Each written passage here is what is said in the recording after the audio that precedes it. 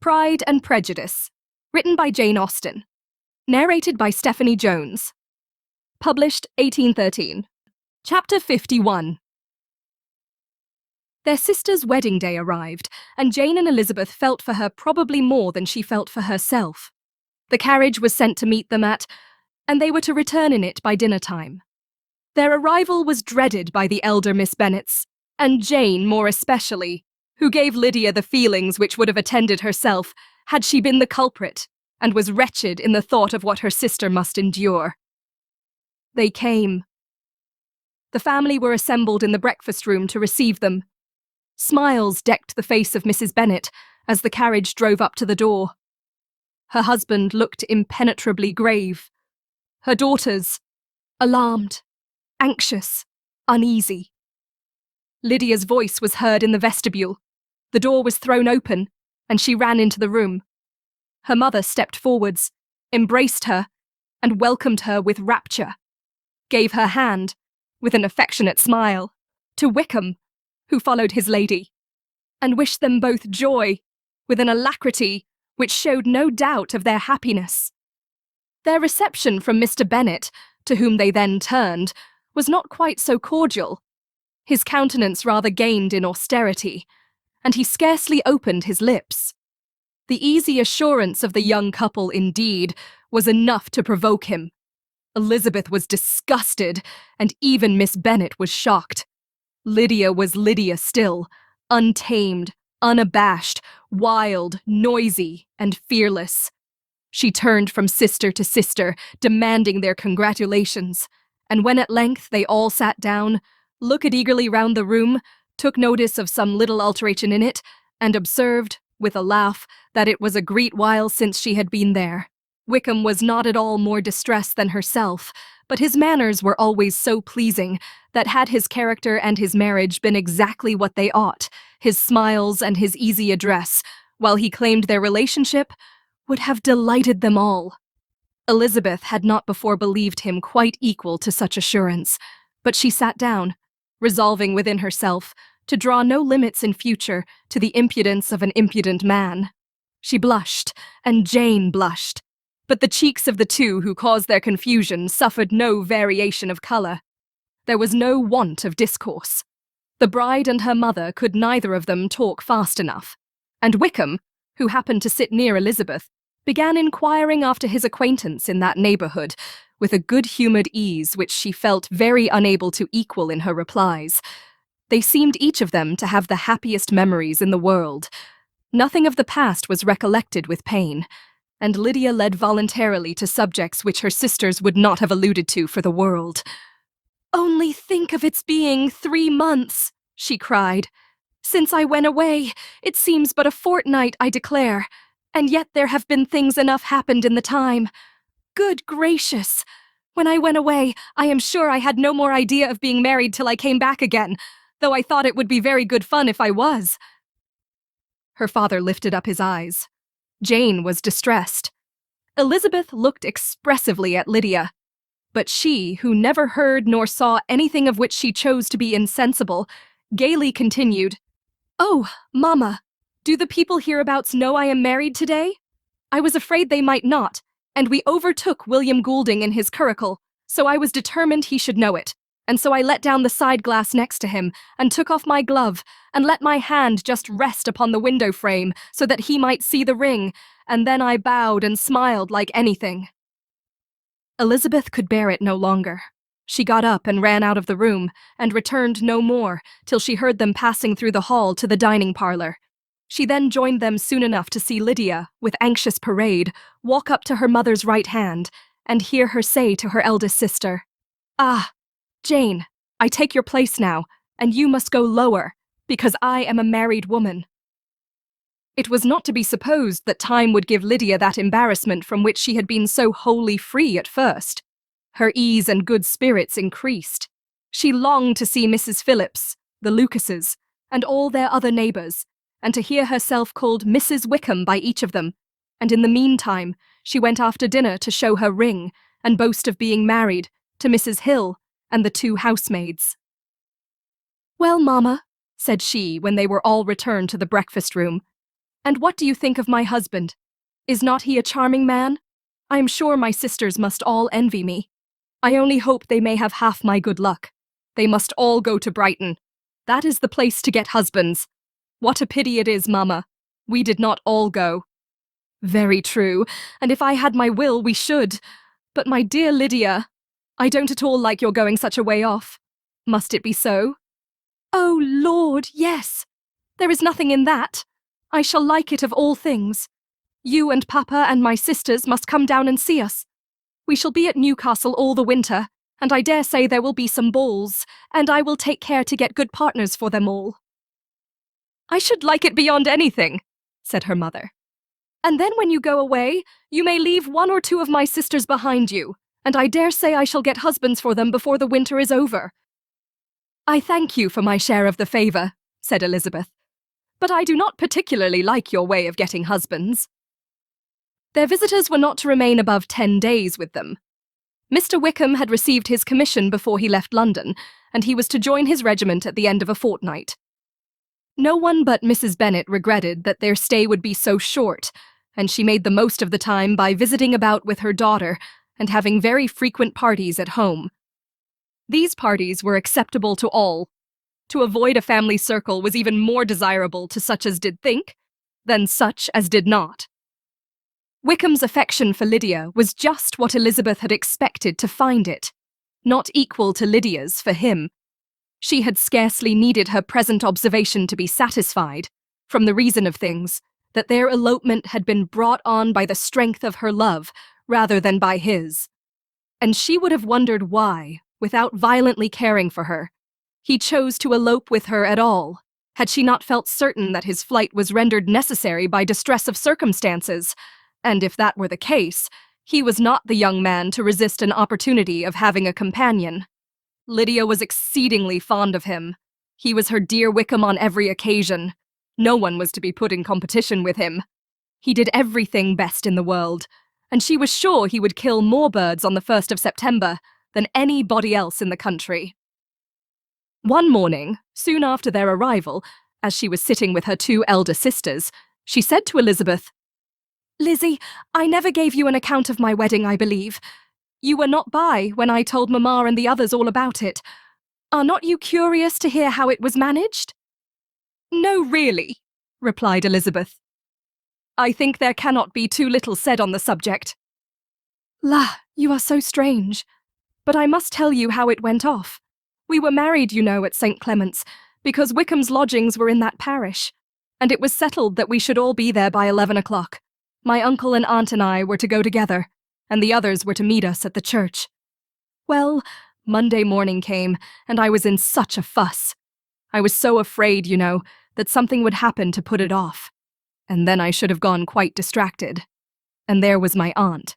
All the time I was dressing, preaching, and talking away, just as if she was reading a sermon.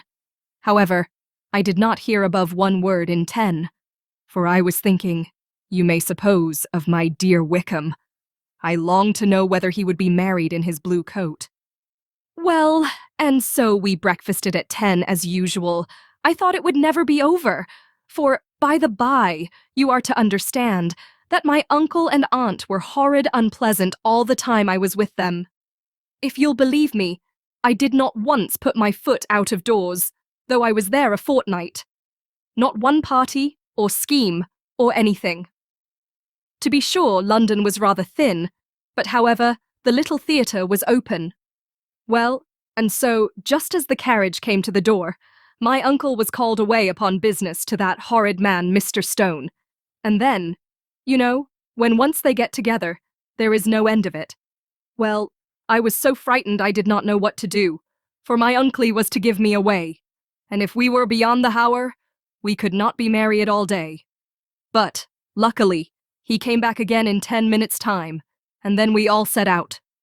However, I recollected afterwards that if he had been prevented going, the wedding need not be put off, for Mr. Darcy might have done as well."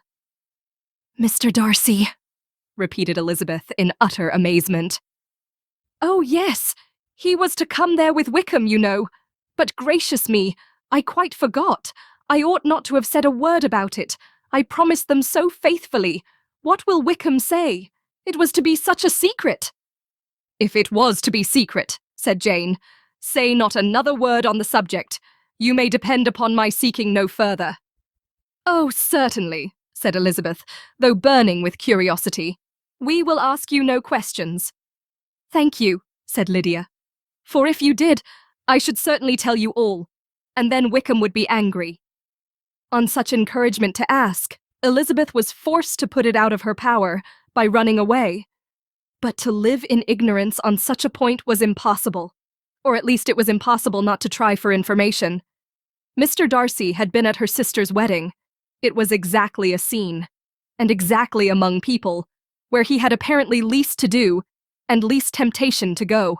Conjectures as to the meaning of it, rapid and wild, hurried into her brain, but she was satisfied with none. Those that best pleased her, as placing his conduct in the noblest light, seemed most improbable. She could not bear such suspense, and hastily seizing a sheet of paper, wrote a short letter to her aunt to request an explanation of what Lydia had dropped, if it were compatible with the secrecy which had been intended.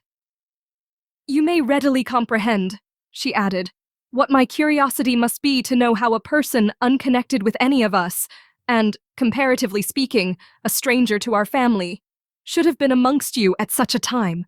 Pray write instantly, and let me understand it, unless it is, for very cogent reasons, to remain in the secrecy which Lydia seems to think necessary, and then I must endeavour to be satisfied with ignorance. Not that I shall, though," she added to herself, as she finished the letter. "And my dear aunt, if you do not tell me in an honourable manner, I shall certainly be reduced to tricks and stratagems to find it out." Jane's delicate sense of honour would not allow her to speak to Elizabeth privately of what Lydia had let fall. Elizabeth was glad of it, till it appeared whether her inquiries would receive any satisfaction. She had rather be without a confidant. Chapter 52. Elizabeth had the satisfaction of receiving an answer to her letter as soon as she possibly could. She was no sooner in possession of it than, hurrying into the little copse, where she was least likely to be interrupted, she sat down on one of the benches and prepared to be happy. For the length of the letter convinced her that it did not contain a denial. Gracechurch Street, September 6th. My dear niece, I have just received your letter, and shall devote this whole morning to answering it, as I foresee that a little writing will not comprise what I have to tell you. I must confess myself surprised by your application. I did not expect it from you. Don't think me angry, however, for I only mean to let you know that I had not imagined such inquiries to be necessary on your side. If you do not choose to understand me, forgive my impertinence. Your uncle is as much surprised as I am, and nothing but the belief of your being a party concerned would have allowed him to act as he has done. But if you are really innocent and ignorant, I must be more explicit. On the very day of my coming home from Longbourn, your uncle had a most unexpected visitor. Mr. Darcy called, and was shut up with him several hours. It was all over before I arrived, so my curiosity was not so dreadfully racked as yours seems to have been. He came to tell Mr. Gardiner that he had found out where your sister and Mr. Wickham were, and that he had seen and talked with them both. Wickham repeatedly, Lydia once. From what I can collect, he left Derbyshire only one day after ourselves, and came to town with the resolution of hunting for them. The motive professed was his conviction of its being owing to himself, that Wickham's worthlessness had not been so well known as to make it impossible for any young woman of character to love or confide in him. He generously imputed the whole to his mistaken pride, and confessed that he had before thought it beneath him to lay his private actions open to the world. His character was to speak for itself. He called it, therefore, his duty to step forward and endeavour to remedy an evil which had been brought on by himself. If he had another motive, I am sure it would never disgrace him. He had been some days in town before he was able to discover them, but he had something to direct his search, which was more than we had, and the consciousness of this was another reason for his resolving to follow us. There is a lady, it seems, a Mrs. Young, who was some time ago governess to Miss Darcy, and was dismissed from her charge on some cause of disapprobation, though he did not say what. She then took a large house in Edward Street, and has since maintained herself by letting lodgings. This Mrs. Young was, he knew, intimately acquainted with Wickham, and he went to her for intelligence of him as soon as he got to town. But it was 2 or 3 days before he could get from her what he wanted. She would not betray her trust, I suppose, without bribery and corruption, for she really did know where her friend was to be found. Wickham indeed had gone to her on their first arrival in London, and had she been able to receive them into her house, they would have taken up their abode with her. At length, however, our kind friend procured the wished-for direction. They were in Street. He saw Wickham, and afterwards insisted on seeing Lydia. His first object with her, he acknowledged, had been to persuade her to quit her present disgraceful situation, and return to her friends as soon as they could be prevailed on to receive her, offering his assistance as far as it would go. But he found Lydia absolutely resolved on remaining where she was. She cared for none of her friends. She wanted no help of his. She would not hear of leaving Wickham. She was sure they should be married some time or other, and it did not much signify when. Since such were her feelings, it only remained, he thought, to secure and expedite a marriage, which, in his very first conversation with Wickham, he easily learnt had never been his design. He confessed himself obliged to leave the regiment on account of some debts of honour, which were very pressing, and scrupled not to lay all the ill consequences of Lydia's flight on her own folly alone. He meant to resign his commission immediately, and as to his future situation, he could conjecture very little about it. He must go somewhere, but he did not know where, and he knew he should have nothing to live on. Mr. Darcy asked him why he had not married your sister at once. Though Mr. Bennet was not imagined to be very rich, he would have been able to do something for him, and his situation must have been benefited by marriage. But he found, in reply to this question, that Wickham still cherished the hope of more effectually making his fortune by marriage in some other country. Under such circumstances, however, he was not likely to be proof against the temptation of immediate relief. They met several times, for there was much to be discussed. Wickham, of course, wanted more than he could get, but at length was reduced to be reasonable. Everything being settled between them, Mr. Darcy's next step was to make your uncle acquainted with it, and he first called in Gracechurch Street the evening before I came home. But Mr. Gardiner could not be seen, and Mr. Darcy found, on further inquiry, that your father was still with him, but would quit town the next morning. He did not judge your father to be a person whom he could so properly consult as your uncle, and therefore readily postponed seeing him till after the departure of the former. He did not leave his name, until the next day it was only known that a gentleman had called on business. On Saturday he came again. Your father was gone, your uncle at home, and, as I said before, they had a great deal of talk together. They met again on Sunday, and then I saw him too. It was not all settled before Monday. As soon as it was, the express was sent off to Longbourn. But our visitor was very obstinate. I fancy, Lizzie, that obstinacy is the real defect of his character after all. He has been accused of many faults at different times, but this is the true one. Nothing was to be done that he did not do himself, though I am sure, and I do not speak it to be thanked, therefore say nothing about it. Your uncle would most readily have settled the whole. They battled it together for a long time, which was more than either the gentleman or lady concerned in it deserved. But at last your uncle was forced to yield, and instead of being allowed to be of use to his niece, was forced to put up with only having the probable credit of it, which went sorely against the grain. And I really believe your letter this morning gave him great pleasure, because it required an explanation that would rob him of his borrowed feathers, and give the praise where it was due. But, Lizzie, this must go no farther than yourself, or Jane at most. You know pretty well, I suppose, what has been done for the young people. His debts are to be paid, amounting, I believe, to considerably more than £1,000, another 1,000 in addition to her own settled upon her and his commission purchased. The reason why all this was to be done by him alone was such as I have given above. It was owing to him, to his reserve and want of proper consideration, that Wickham's character had been so misunderstood, and consequently that he had been received and noticed as he was. Perhaps there was some truth in this. though I doubt whether his reserve, or anybody's reserve, can be answerable for the event. But in spite of all this fine talking, my dear Lizzie, you may rest perfectly assured that your uncle would never have yielded if we had not given him credit for another interest in the affair. When all this was resolved on, he returned again to his friends, who were still staying at Pemberley, but it was agreed that he should be in London once more when the wedding took place, and all money matters were then to receive the last finish. I believe I have now told you everything. It is a relation which you tell me is to give you great surprise. I hope at least it will not afford you any displeasure. Lydia came to us, and Wickham had constant admission to the house. He was exactly what he had been when I knew him in Hertfordshire, but I would not tell you how little I was satisfied with her behaviour while she stayed with us, if I had not perceived, by Jane's letter last Wednesday, that her conduct on coming home was exactly of a piece with it, and therefore what I now tell you can give you no fresh pain.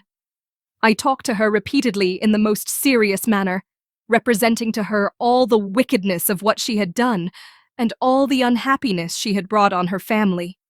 If she heard me, it was by good luck, for I am sure she did not listen.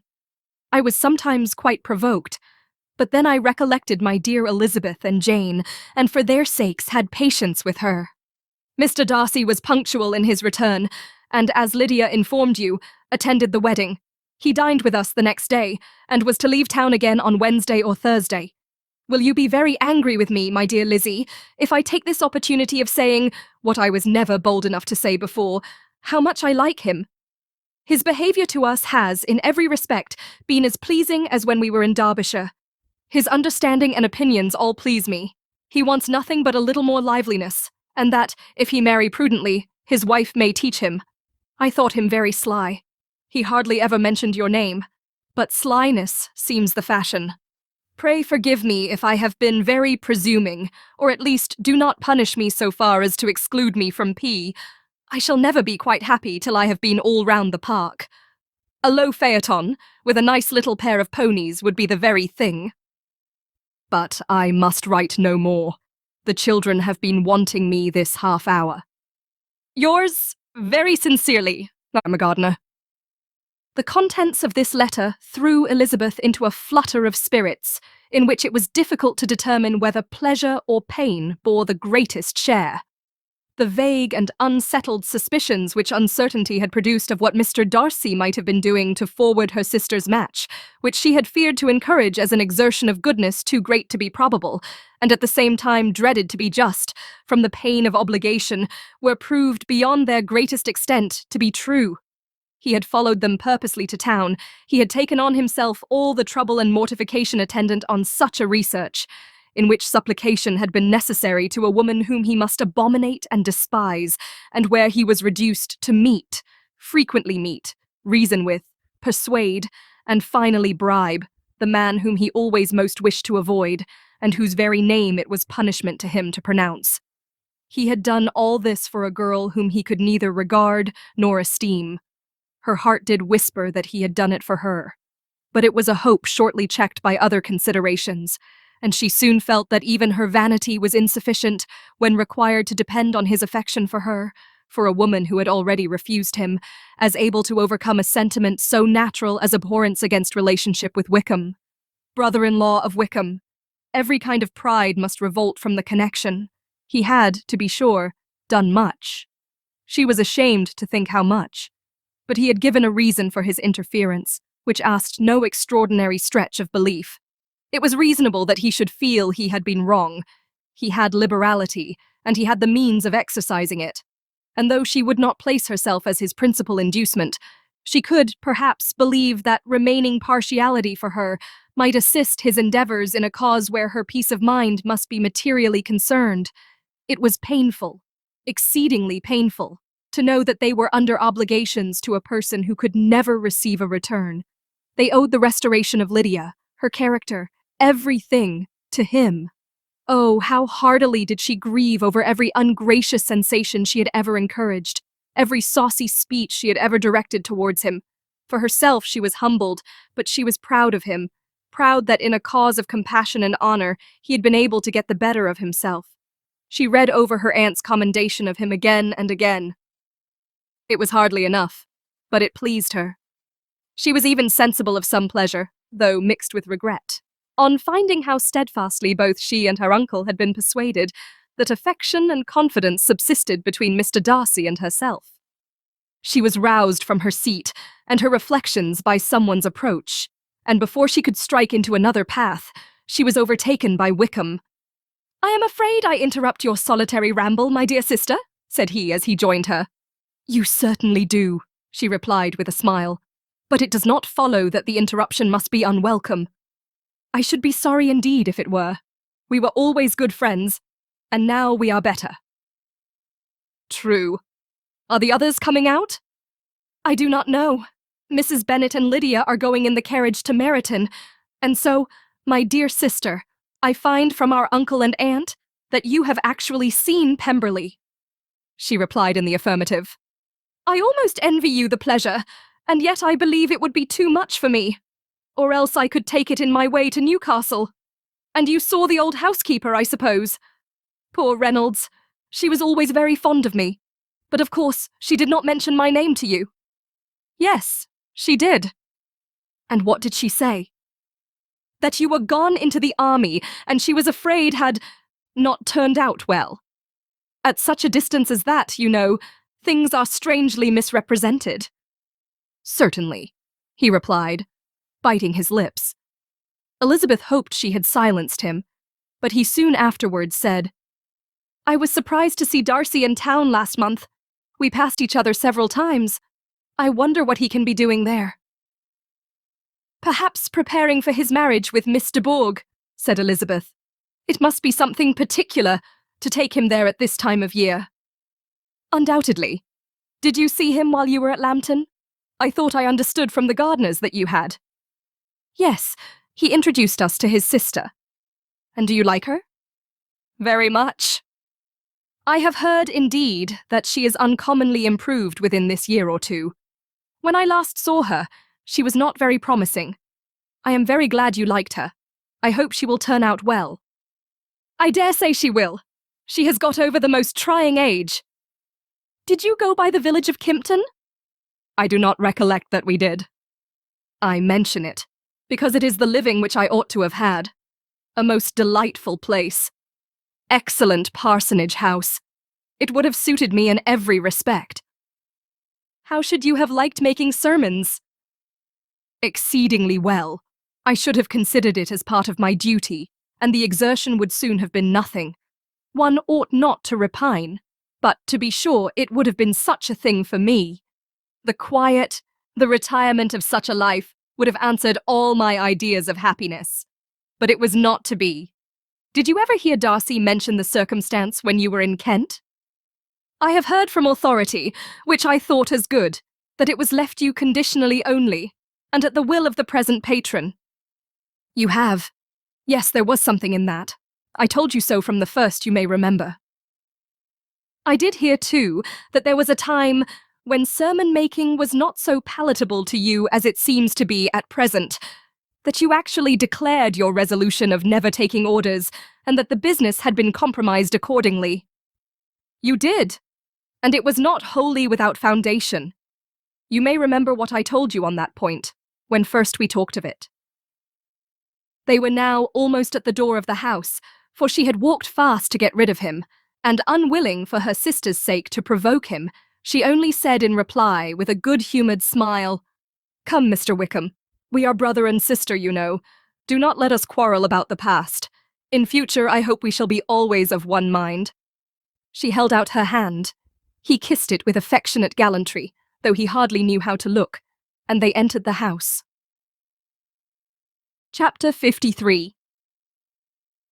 Mr. Wickham was so perfectly satisfied with this conversation that he never again distressed himself or provoked his dear sister Elizabeth by introducing the subject of it, and she was pleased to find that she had said enough to keep him quiet.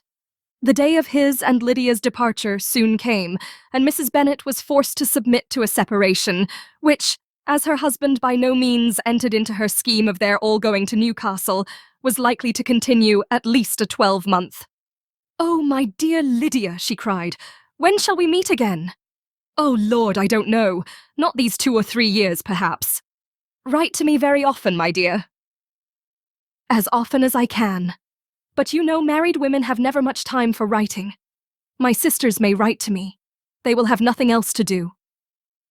Mr. Wickham's adieus were much more affectionate than his wife's. He smiled, looked handsome, and said many pretty things. He is as fine a fellow, said Mr. Bennet, as soon as they were out of the house, as ever I saw. He simpers and smirks and makes love to us all. I am prodigiously proud of him. I defy even Sir William Lucas himself to produce a more valuable son-in-law. The loss of her daughter made Mrs. Bennet very dull for several days. I often think, said she, that there is nothing so bad as parting with one's friends. One seems so forlorn without them. This is the consequence, you see, madam, of marrying a daughter, said Elizabeth. It must make you better satisfied that your other 4 are single.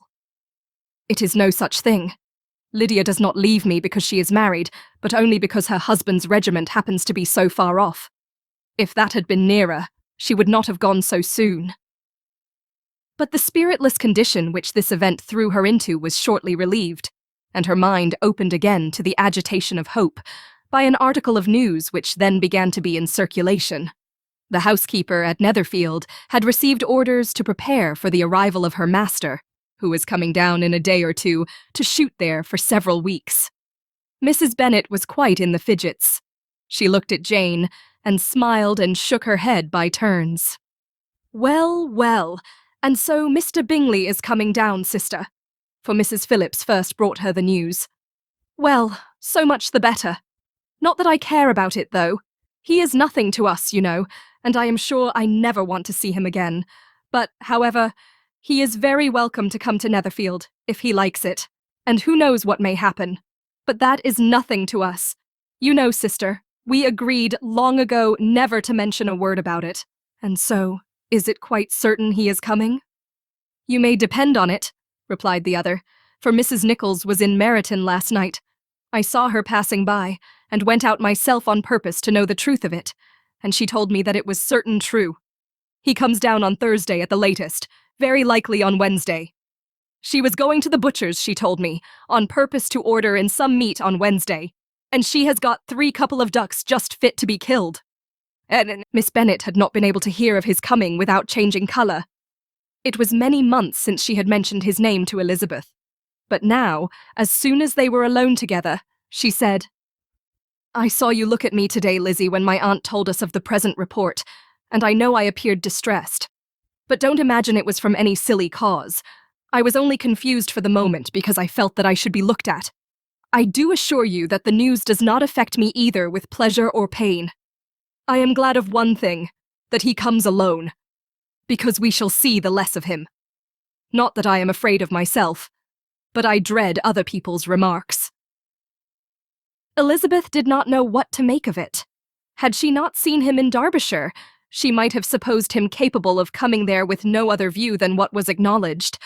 But she still thought him partial to Jane, and she wavered as to the greater probability of his coming there with his friend's permission, or being bold enough to come without it. Yet it is hard, she sometimes thought, that this poor man cannot come to a house which he has legally hired without raising all this speculation. I will leave him to himself. In spite of what her sister declared, and really believed to be her feelings in the expectation of his arrival, Elizabeth could easily perceive that her spirits were affected by it. They were more disturbed, more unequal, than she had often seen them. The subject which had been so warmly canvassed between their parents, about a 12-month ago, was now brought forward again. As soon as ever Mr. Bingley comes, my dear, said Mrs. Bennet. You will wait on him, of course. No, no, you forced me into visiting him last year, and promised, if I went to see him, he should marry one of my daughters. But it ended in nothing, and I will not be sent on a fool's errand again. His wife represented to him how absolutely necessary such an attention would be from all the neighbouring gentlemen on his returning to Netherfield. "'Tis an etiquette I despise," said he. "If he wants our society, let him seek it. He knows where we live, I will not spend my hours in running after my neighbors every time they go away and come back again. Well, all I know is that it will be abominably rude if you do not wait on him. But however, that shan't prevent my asking him to dine here. I am determined. We must have Mrs. Long and the Gouldings soon. That will make 13 with ourselves, so there will be just room at table for him.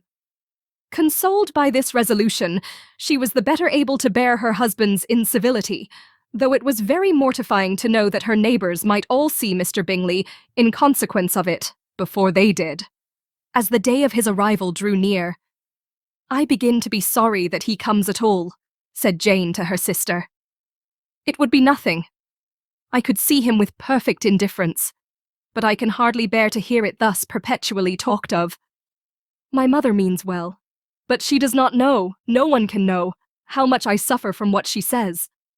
Happy shall I be when his stay at Netherfield is over." "I wish I could say anything to comfort you," replied Elizabeth, "but it is wholly out of my power. You must feel it, and the usual satisfaction of preaching patience to a sufferer is denied me, because you have always so much." Mr. Bingley arrived. Mrs. Bennet, through the assistance of servants, contrived to have the earliest tidings of it, that the period of anxiety and fretfulness on her side might be as long as it could. She counted the days that must intervene before their invitation could be sent, hopeless of seeing him before. But on the third morning after his arrival in Hertfordshire, she saw him from her dressing-room window enter the paddock and ride towards the house.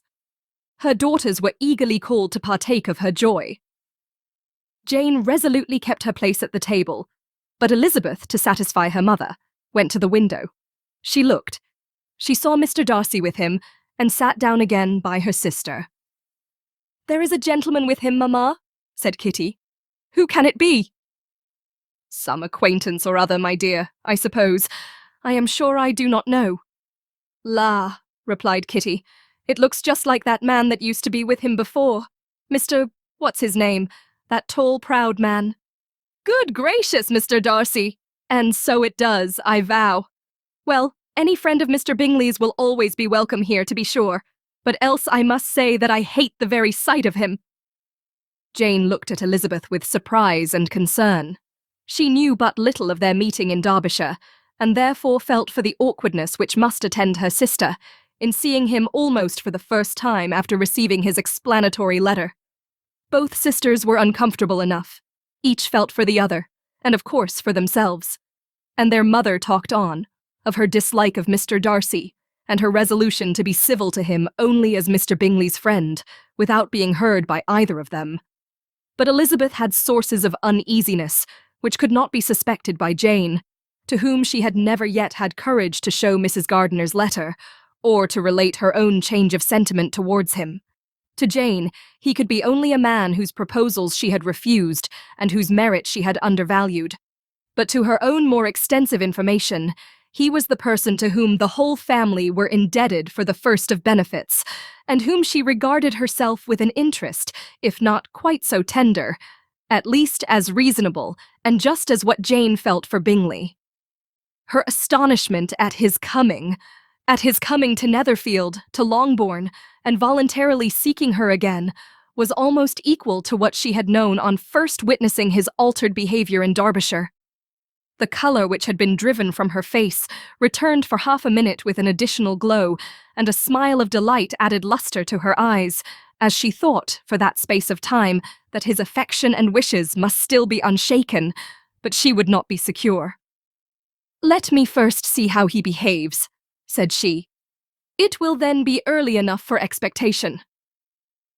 She sat intently at work, striving to be composed, and without daring to lift up her eyes, till anxious curiosity carried them to the face of her sister, as the servant was approaching the door. Jane looked a little paler than usual, but more sedate than Elizabeth had expected. On the gentleman's appearing, her colour increased, yet she received them with tolerable ease, and with a propriety of behaviour equally free from any symptom of resentment or any unnecessary complaisance. Elizabeth said as little to either as civility would allow, and sat down again to her work, with an eagerness which it did not often command. She had ventured only one glance at Darcy. He looked serious as usual, and, she thought, more as he had been used to look in Hertfordshire than as she had seen him at Pemberley. But perhaps he could not, in her mother's presence, be what he was before her uncle and aunt. It was a painful, but not an improbable conjecture. Bingley she had likewise seen for an instant, and in that short period saw him looking both pleased and embarrassed. He was received by Mrs. Bennet with a degree of civility which made her two daughters ashamed, especially when contrasted with the cold and ceremonious politeness of her curtsy and address to his friend. Elizabeth particularly, who knew that her mother owed to the latter the preservation of her favourite daughter from irremediable infamy, was hurt and distressed to a most painful degree by a distinction so ill applied. Darcy, after inquiring of her how Mr. and Mrs. Gardiner did, a question which she could not answer without confusion, said scarcely anything. He was not seated by her, perhaps that was the reason of his silence, but it had not been so in Derbyshire. There he had talked to her friends, when he could not to herself. But now several minutes elapsed without bringing the sound of his voice, and when occasionally, unable to resist the impulse of curiosity, she raised her eyes to his face, she as often found him looking at Jane as at herself, and frequently on no object but the ground. More thoughtfulness and less anxiety to please than when they last met were plainly expressed. She was disappointed and angry with herself for being so. "Could I expect it to be otherwise?" said she. "Yet why did he come?" She was in no humour for conversation with anyone but himself, and to him she had hardly courage to speak. She inquired after his sister, but could do no more. "It is a long time, Mr. Bingley, since you went away," said Mrs. Bennet. He readily agreed to it. "I began to be afraid you would never come back again. People did say you meant to quit the place entirely at Michaelmas. But, however, I hope it is not true. A great many changes have happened in the neighbourhood since you went away. Miss Lucas is married and settled, and one of my own daughters. I suppose you have heard of it. Indeed, you must have seen it in the papers. It was in the Times and the Courier, I know, though it was not put in as it ought to be. It was only said, 'Lately George Wickham, esquint to Miss Lydia Bennet,' without there being a syllable said of her father, or the place where she lived, or anything. It was my brother Gardiner's drawing up too, and I wonder how he came to make such an awkward business of it. Did you see it?" Bingley replied that he did, and made his congratulations. Elizabeth dared not lift up her eyes. How Mr. Darcy looked, therefore, she could not tell. "It is a delightful thing, to be sure, to have a daughter well married," continued her mother. "But at the same time, Mr. Bingley, it is very hard to have her taken such away from me. They are gone down to Newcastle, a place quite northward, it seems, and there they are to stay, I do not know how long. His regiment is there, for I suppose you have heard of his leaving the shire, and of his being gone into the regulars. Thank heaven, he has some friends, though perhaps not so many as he deserves." Elizabeth, who knew this to be levelled at Mr. Darcy, was in such misery of shame that she could hardly keep her seat. It drew from her, however, the exertion of speaking, which nothing else had so effectually done before, and she asked Bingley whether he meant to make any stay in the country at present. A few weeks, he believed. "When you have killed all your own birds, Mr. Bingley," said her mother, "I beg you will come here and shoot as many as you please on Mr. Bennet's manor. I am sure he will be vastly happy to oblige you, and will save all the best of the coveys for you." Elizabeth's misery increased at such unnecessary, such officious attention. Were the same fair prospect to arise at present as had flattered them a year ago, everything, she was persuaded, would be hastening to the same vexatious conclusion. At that instant, she felt that years of happiness could not make Jane or herself amends for moments of such painful confusion. "The first wish of my heart," said she to herself, "is never more to be in company with either of them. Their society can afford no pleasure that will atone for such wretchedness as this. Let me never see either one or the other again." Yet the misery, for which years of happiness were to offer no compensation, received soon afterwards material relief, from observing how much the beauty of her sister rekindled the admiration of her former lover. When first he came in, he had spoken to her but little, but every 5 minutes seemed to be giving her more of his attention. He found her as handsome as she had been last year, as good-natured, and as unaffected, though not quite so chatty. Jane was anxious that no difference should be perceived in her at all, and was really persuaded that she talked as much as ever. But her mind was so busily engaged that she did not always know when she was silent.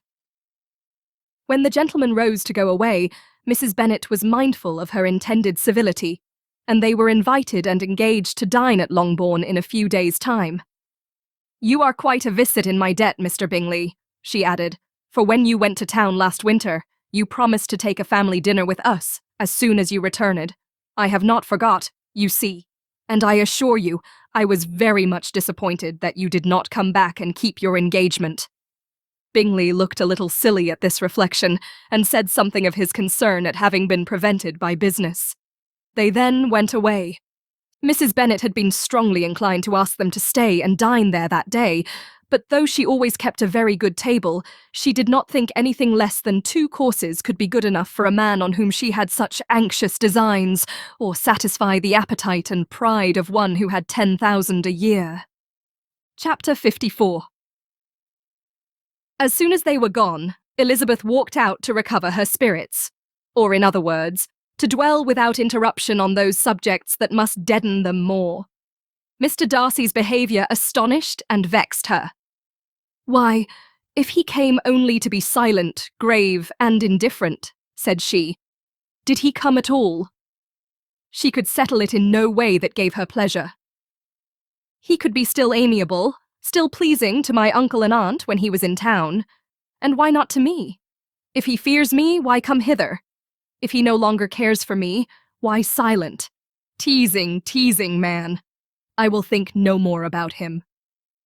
Her resolution was for a short time involuntarily kept by the approach of her sister, who joined her with a cheerful look, which showed her better satisfied with their visitors than Elizabeth. "Now," said she, "that this first meeting is over, I feel perfectly easy. I know my own strength, and I shall never be embarrassed again by his coming. I am glad he dines here on Tuesday.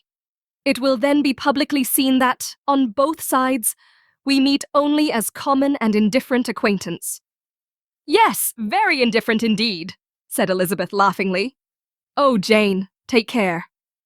"My dear Lizzie, you cannot think me so weak as to be in danger now?"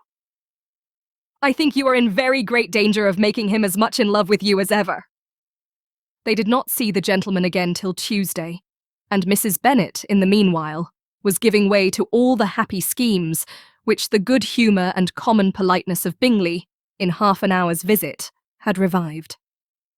On Tuesday, there was a large party assembled at Longbourn, and the 2 who were most anxiously expected, to the credit of their punctuality as sportsmen, were in very good time. When they repaired to the dining-room, Elizabeth eagerly watched to see whether Bingley would take the place, which, in all their former parties, had belonged to him, by her sister. Her prudent mother, occupied by the same ideas, forbore to invite him to sit by herself. On entering the room, he seemed to hesitate, but Jane happened to look round and happened to smile. It was decided. He placed himself by her. Elizabeth, with a triumphant sensation, looked towards his friend. He bore it with noble indifference, and she would have imagined that Bingley had received his sanction to be happy, had she not seen his eyes likewise turn towards Mr. Darcy, with an expression of half-laughing alarm. His behaviour to her sister was such, during dinner-time, as showed an admiration of her, which, though more guarded than formerly, persuaded Elizabeth that if left wholly to himself, Jane's happiness, and his own, would be speedily secured. Though she dared not depend upon the consequence, she yet received pleasure from observing his behaviour. It gave her all the animation that her spirits could boast, for she was in no cheerful humour. Mr. Darcy was almost as far from her as the table could divide them. He was on one side of her mother. She knew how little such a situation would give pleasure to either, or make either appear to advantage. She was not near enough to hear any of their discourse, but she could see how seldom they spoke to each other, and how formal and cold was their manner whenever they did. Her mother's ungraciousness made the sense of what they owed him more painful to Elizabeth's mind, and she would, at times, have given anything to be privileged to tell him that his kindness was neither unknown nor unfelt by the whole of the family. She was in hopes that the evening would afford some opportunity of bringing them together, that the whole of the visit would not pass away without enabling them to enter into something more of conversation than the mere ceremonious salutation attending his entrance. Anxious and uneasy, the period which passed in the drawing-room before the gentlemen came was wearisome and dull to a degree that almost made her uncivil. She looked forward to their entrance as the point on which all her chance of pleasure for the evening must depend. "If he does not come to me, then," said she, "I shall give him up forever." The gentleman came, and she thought he looked as if he would have answered her hopes. But, alas, the ladies had crowded round the table, where Miss Bennet was making tea, and Elizabeth pouring out the coffee, in so close a confederacy that there was not a single vacancy near her which would admit of a chair.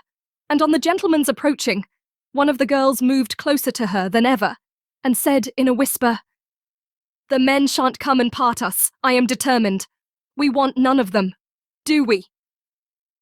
Darcy had walked away to another part of the room. She followed him with her eyes, envied everyone to whom he spoke, had scarcely patience enough to help anybody to coffee, and then was enraged against herself for being so silly. A man who has once been refused, how could I ever be foolish enough to expect a renewal of his love? Is there one among the sex who would not protest against such a weakness as a second proposal to the same woman? There is no indignity so abhorrent to their feelings. She was a little revived, however, by his bringing back his coffee cup himself, and she seized the opportunity of saying, "Is your sister at Pemberley still?" "Yes, she will remain there till Christmas." "And quite alone? Have all her friends left her?" "Mrs. Annesley is with her. The others have been gone on to Scarborough these 3 weeks." She could think of nothing more to say, but if he wished to converse with her, he might have better success. He stood by her, however, for some minutes, in silence, and, at last, on the young lady's whispering to Elizabeth again, he walked away. When the tea things were removed and the card tables placed, the ladies all rose, and Elizabeth was then hoping to be soon joined by him, when all her views were overthrown by seeing him fall a victim to her mother's rapacity for whist players, and in a few moments after seated with the rest of the party. She now lost every expectation of pleasure. They were confined for the evening at different tables, and she had nothing to hope, but that his eyes were so often turned towards her side of the room as to make him play as unsuccessfully as herself. Mrs. Bennet had designed to keep the 2 Netherfield gentlemen to supper, but their carriage was unluckily ordered before any of the others, and she had no opportunity of detaining them. "Well, girls," said she, as soon as they were left to themselves, "what say you to the day? I think everything has passed off uncommonly well, I assure you. The dinner was as well dressed as any I ever saw. The venison was roasted to a turn, and everybody said they never saw so fat a haunch. The soup was 50 times better than what we had at the Lucases last week, and even Mr. Darcy acknowledged that the partridges were remarkably well done, and I suppose he has 2 or 3 French cooks at least. And my dear Jane, I never saw you look in greater beauty. Mrs. Long said so too, for I asked her whether you did not. And what do you think she said besides? Ah, Mrs. Bennet, we shall have her at Netherfield at last." She did indeed. I do think Mrs. Long is as good a creature as ever lived, and her nieces are very pretty behaved girls and not at all handsome. I like them prodigiously. Mrs. Bennet, in short, was in very great spirits. She had seen enough of Bingley's behaviour to Jane to be convinced that she would get him at last, and her expectations of advantage to her family, when in a happy humour, were so far beyond reason that she was quite disappointed at not seeing him there again the next day, to make his proposals. "It has been a very agreeable day," said Miss Bennet to Elizabeth.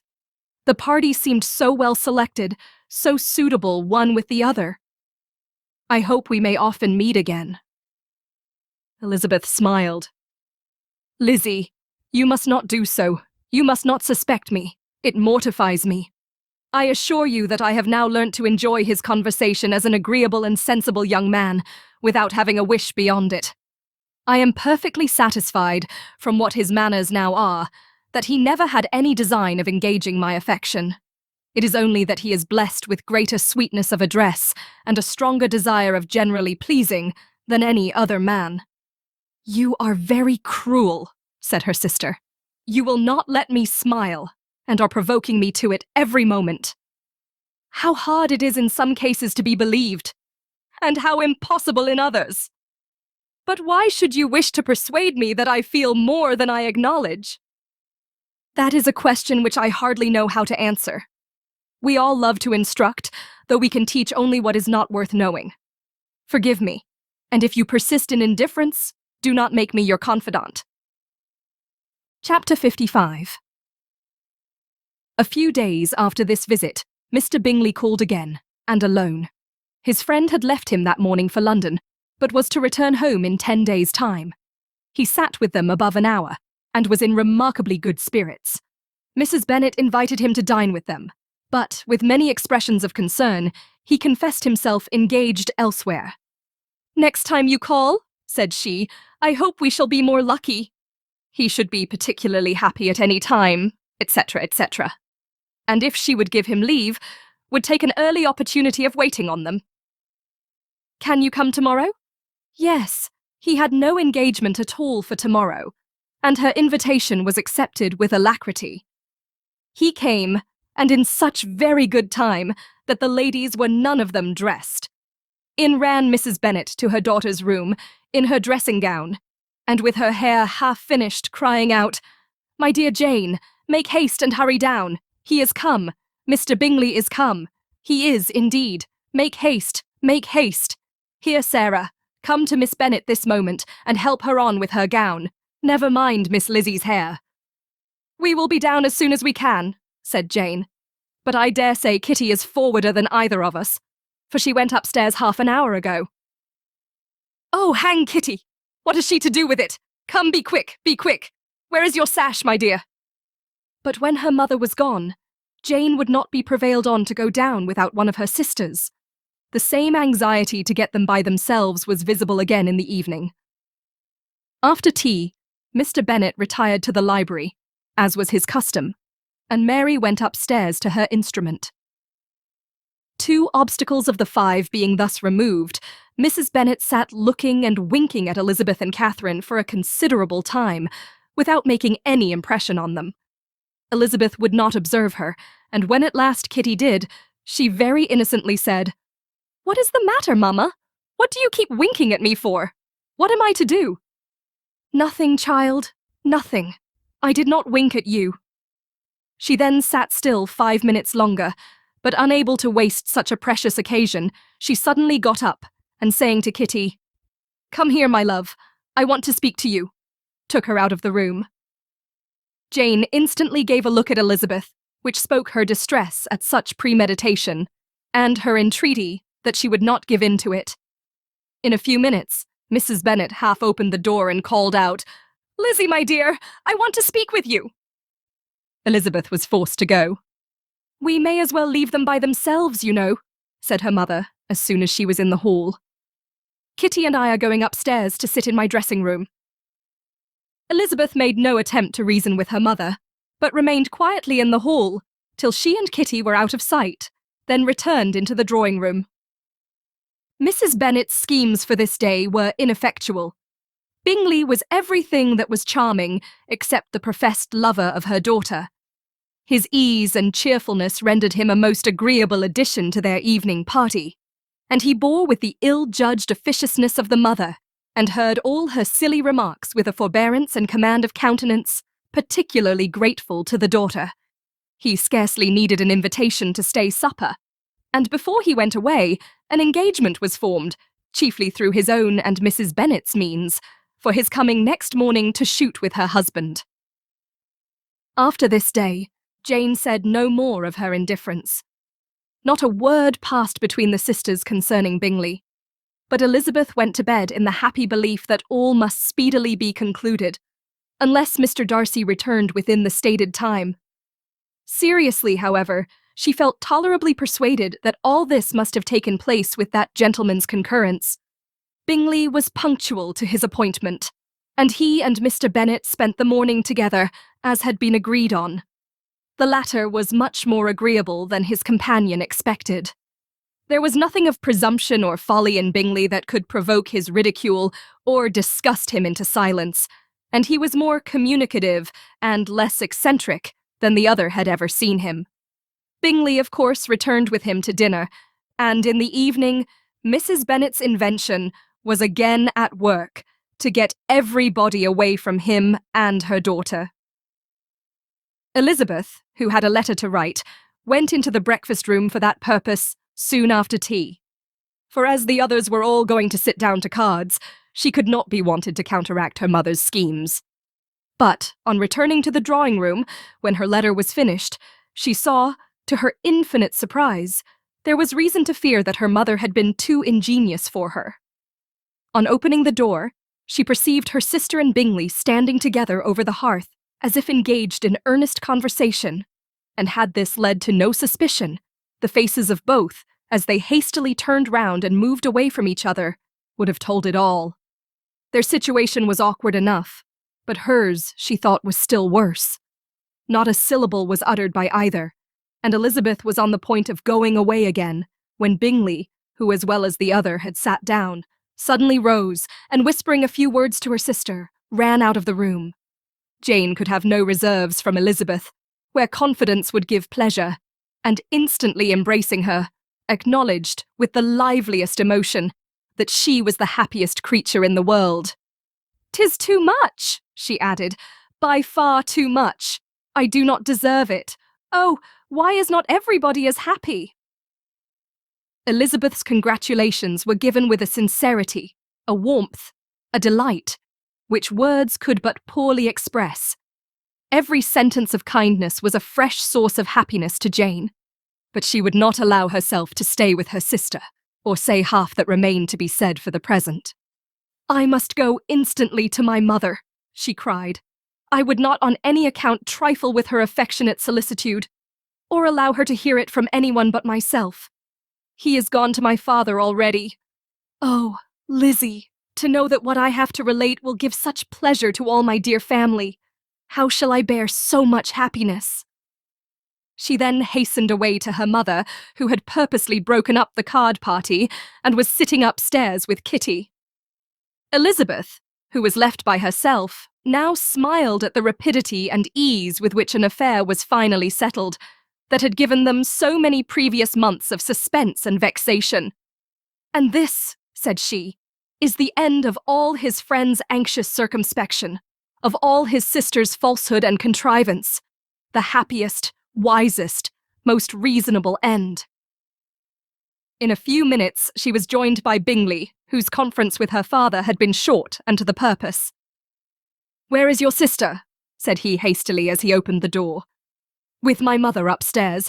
She will be down in a moment, I dare say." He then shut the door, and, coming up to her, claimed the good wishes and affection of a sister. Elizabeth honestly and heartily expressed her delight in the prospect of their relationship.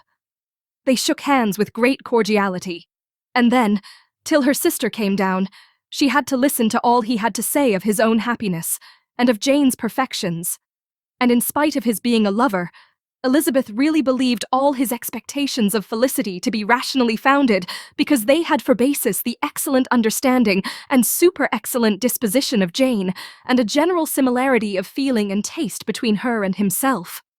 It was an evening of no common delight to them all.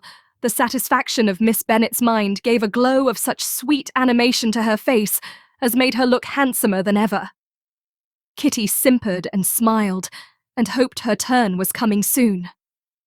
Mrs. Bennet could not give her consent, or speak her approbation in terms warm enough to satisfy her feelings, though she talked to Bingley of nothing else for half an hour. And when Mr. Bennet joined them at supper, his voice and manner plainly showed how really happy he was. Not a word, however, passed his lips in allusion to it, till their visitor took his leave for the night.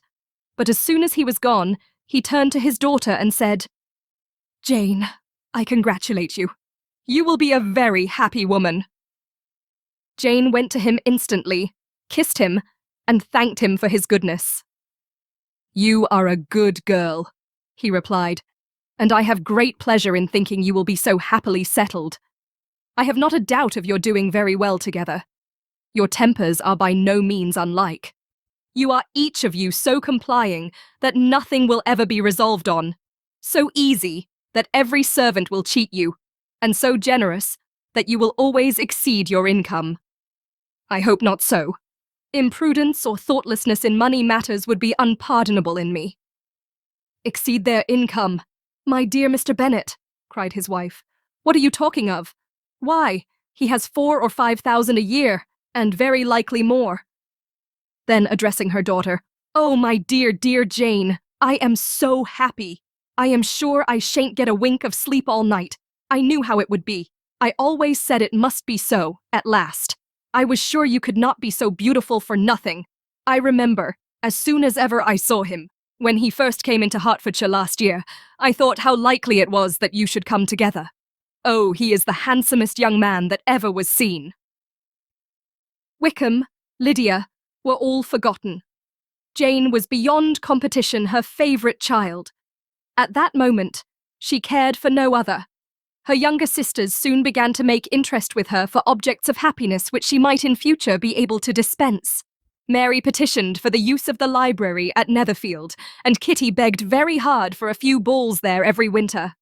Bingley, from this time, was of course a daily visitor at Longbourn, coming frequently before breakfast, and always remaining till after supper, unless when some barbarous neighbour, who could not be enough detested, had given him an invitation to dinner, which he thought himself obliged to accept.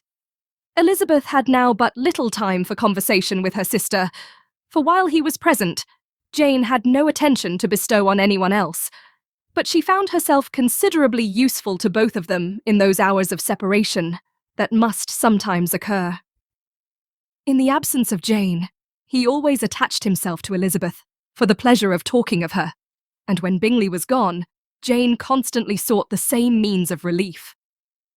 "He has made me so happy," said she one evening, "by telling me that he was totally ignorant of my being in town last spring. I had not believed it possible." "I suspected as much," replied Elizabeth. "But how did he account for it?"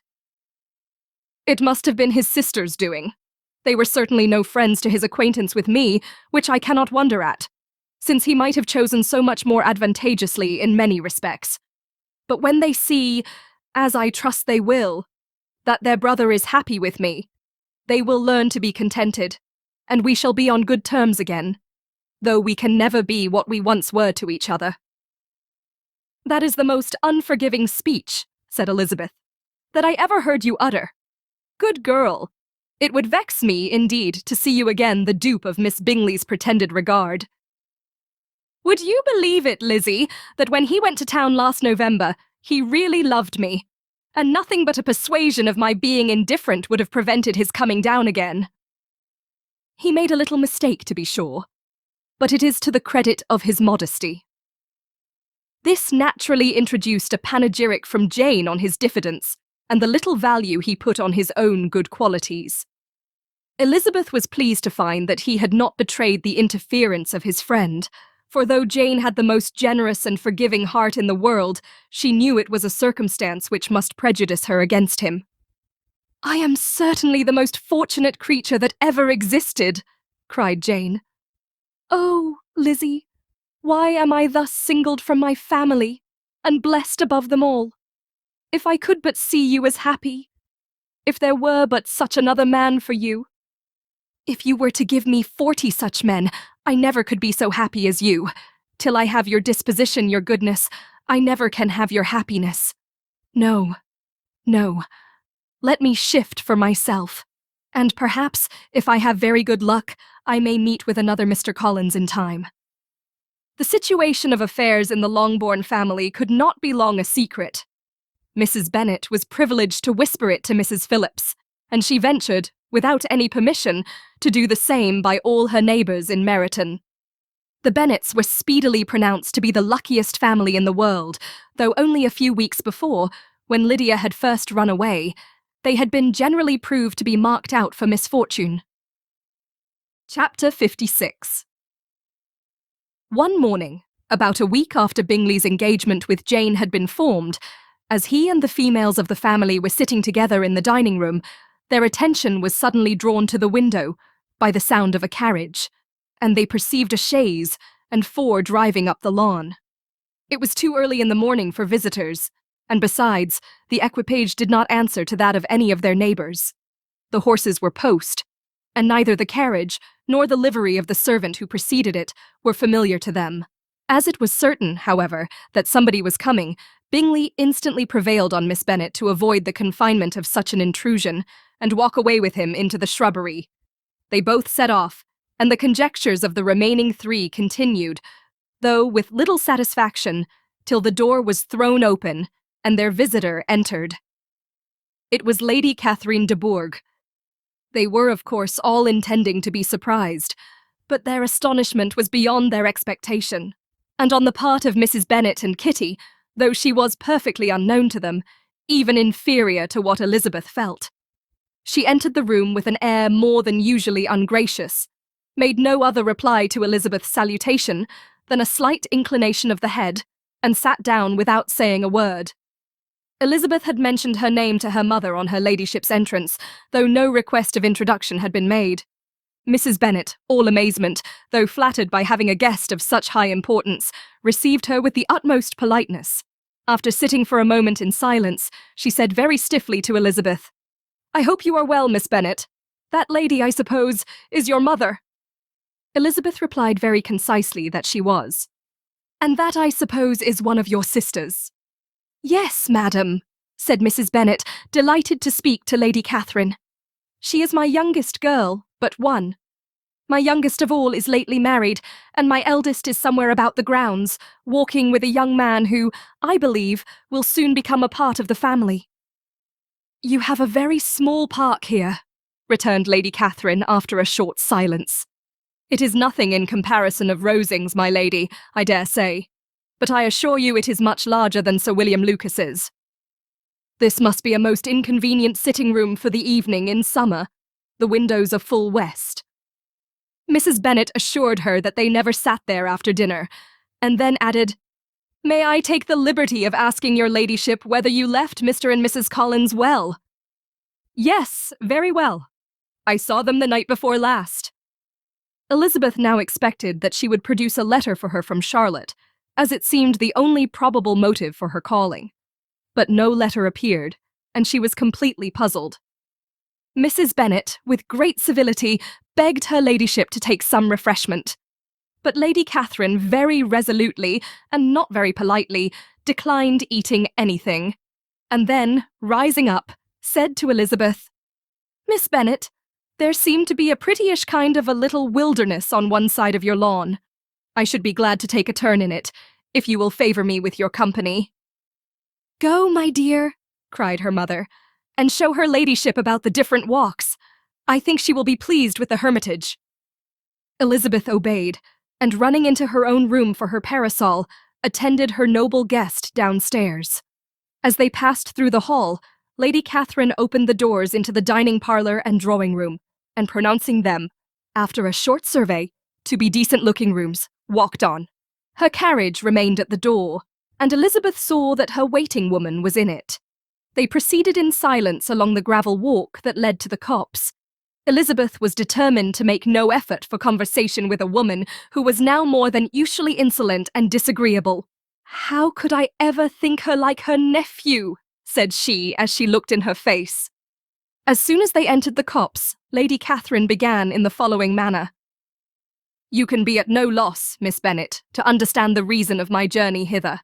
Your own heart, your own conscience, must tell you why I come." Elizabeth looked with unaffected astonishment. "Indeed, you are mistaken, madam. I have not been at all able to account for the honour of seeing you here." "Miss Bennet," replied her ladyship in an angry tone, "you ought to know that I am not to be trifled with. But however insincere you may choose to be, you shall not find me so. My character has ever been celebrated for its sincerity and frankness, and in a cause of such moment as this, I shall certainly not depart from it." A report of a most alarming nature reached me 2 days ago. I was told that not only your sister was on the point of being most advantageously married, but that you, that Miss Elizabeth Bennet, would, in all likelihood, be soon afterwards united to my nephew, my own nephew, Mr. Darcy. Though I know it must be a scandalous falsehood, though I would not injure him so much as to suppose the truth of it possible, I instantly resolved on setting off for this place, that I might make my sentiments known to you. If you believed it impossible to be true, said Elizabeth, colouring with astonishment and disdain, I wonder you took the trouble of coming so far. What could your ladyship propose by it? At once to insist upon having such a report universally contradicted. You're coming to Longbourn to see me and my family, said Elizabeth coolly, will be rather a confirmation of it, if indeed such a report is in existence. If, do you then pretend to be ignorant of it? Has it not been industriously circulated by yourselves? Do you not know that such a report is spread abroad? I never heard that it was. And can you likewise declare that there is no foundation for it? I do not pretend to possess equal frankness with your ladyship. You may ask questions which I shall not choose to answer. This is not to be borne. Miss Bennet, I insist on being satisfied. Has my nephew made you an offer of marriage? Your ladyship has declared it to be impossible. It ought to be so. It must be so, while he retains the use of his reason. But your arts and allurements may, in a moment of infatuation, have made him forget what he owes to himself and to all his family. You may have drawn him in. If I have, I shall be the last person to confess it. Miss Bennet, do you know who I am? I have not been accustomed to such language as this. I am almost the nearest relation he has in the world, and am entitled to know all his dearest concerns. But you are not entitled to know mine, nor will such behaviour as this ever induce me to be explicit. Let me be rightly understood. This match, to which you have the presumption to aspire, can never take place. No, never. Mr. Darcy is engaged to my daughter. Now, what have you to say?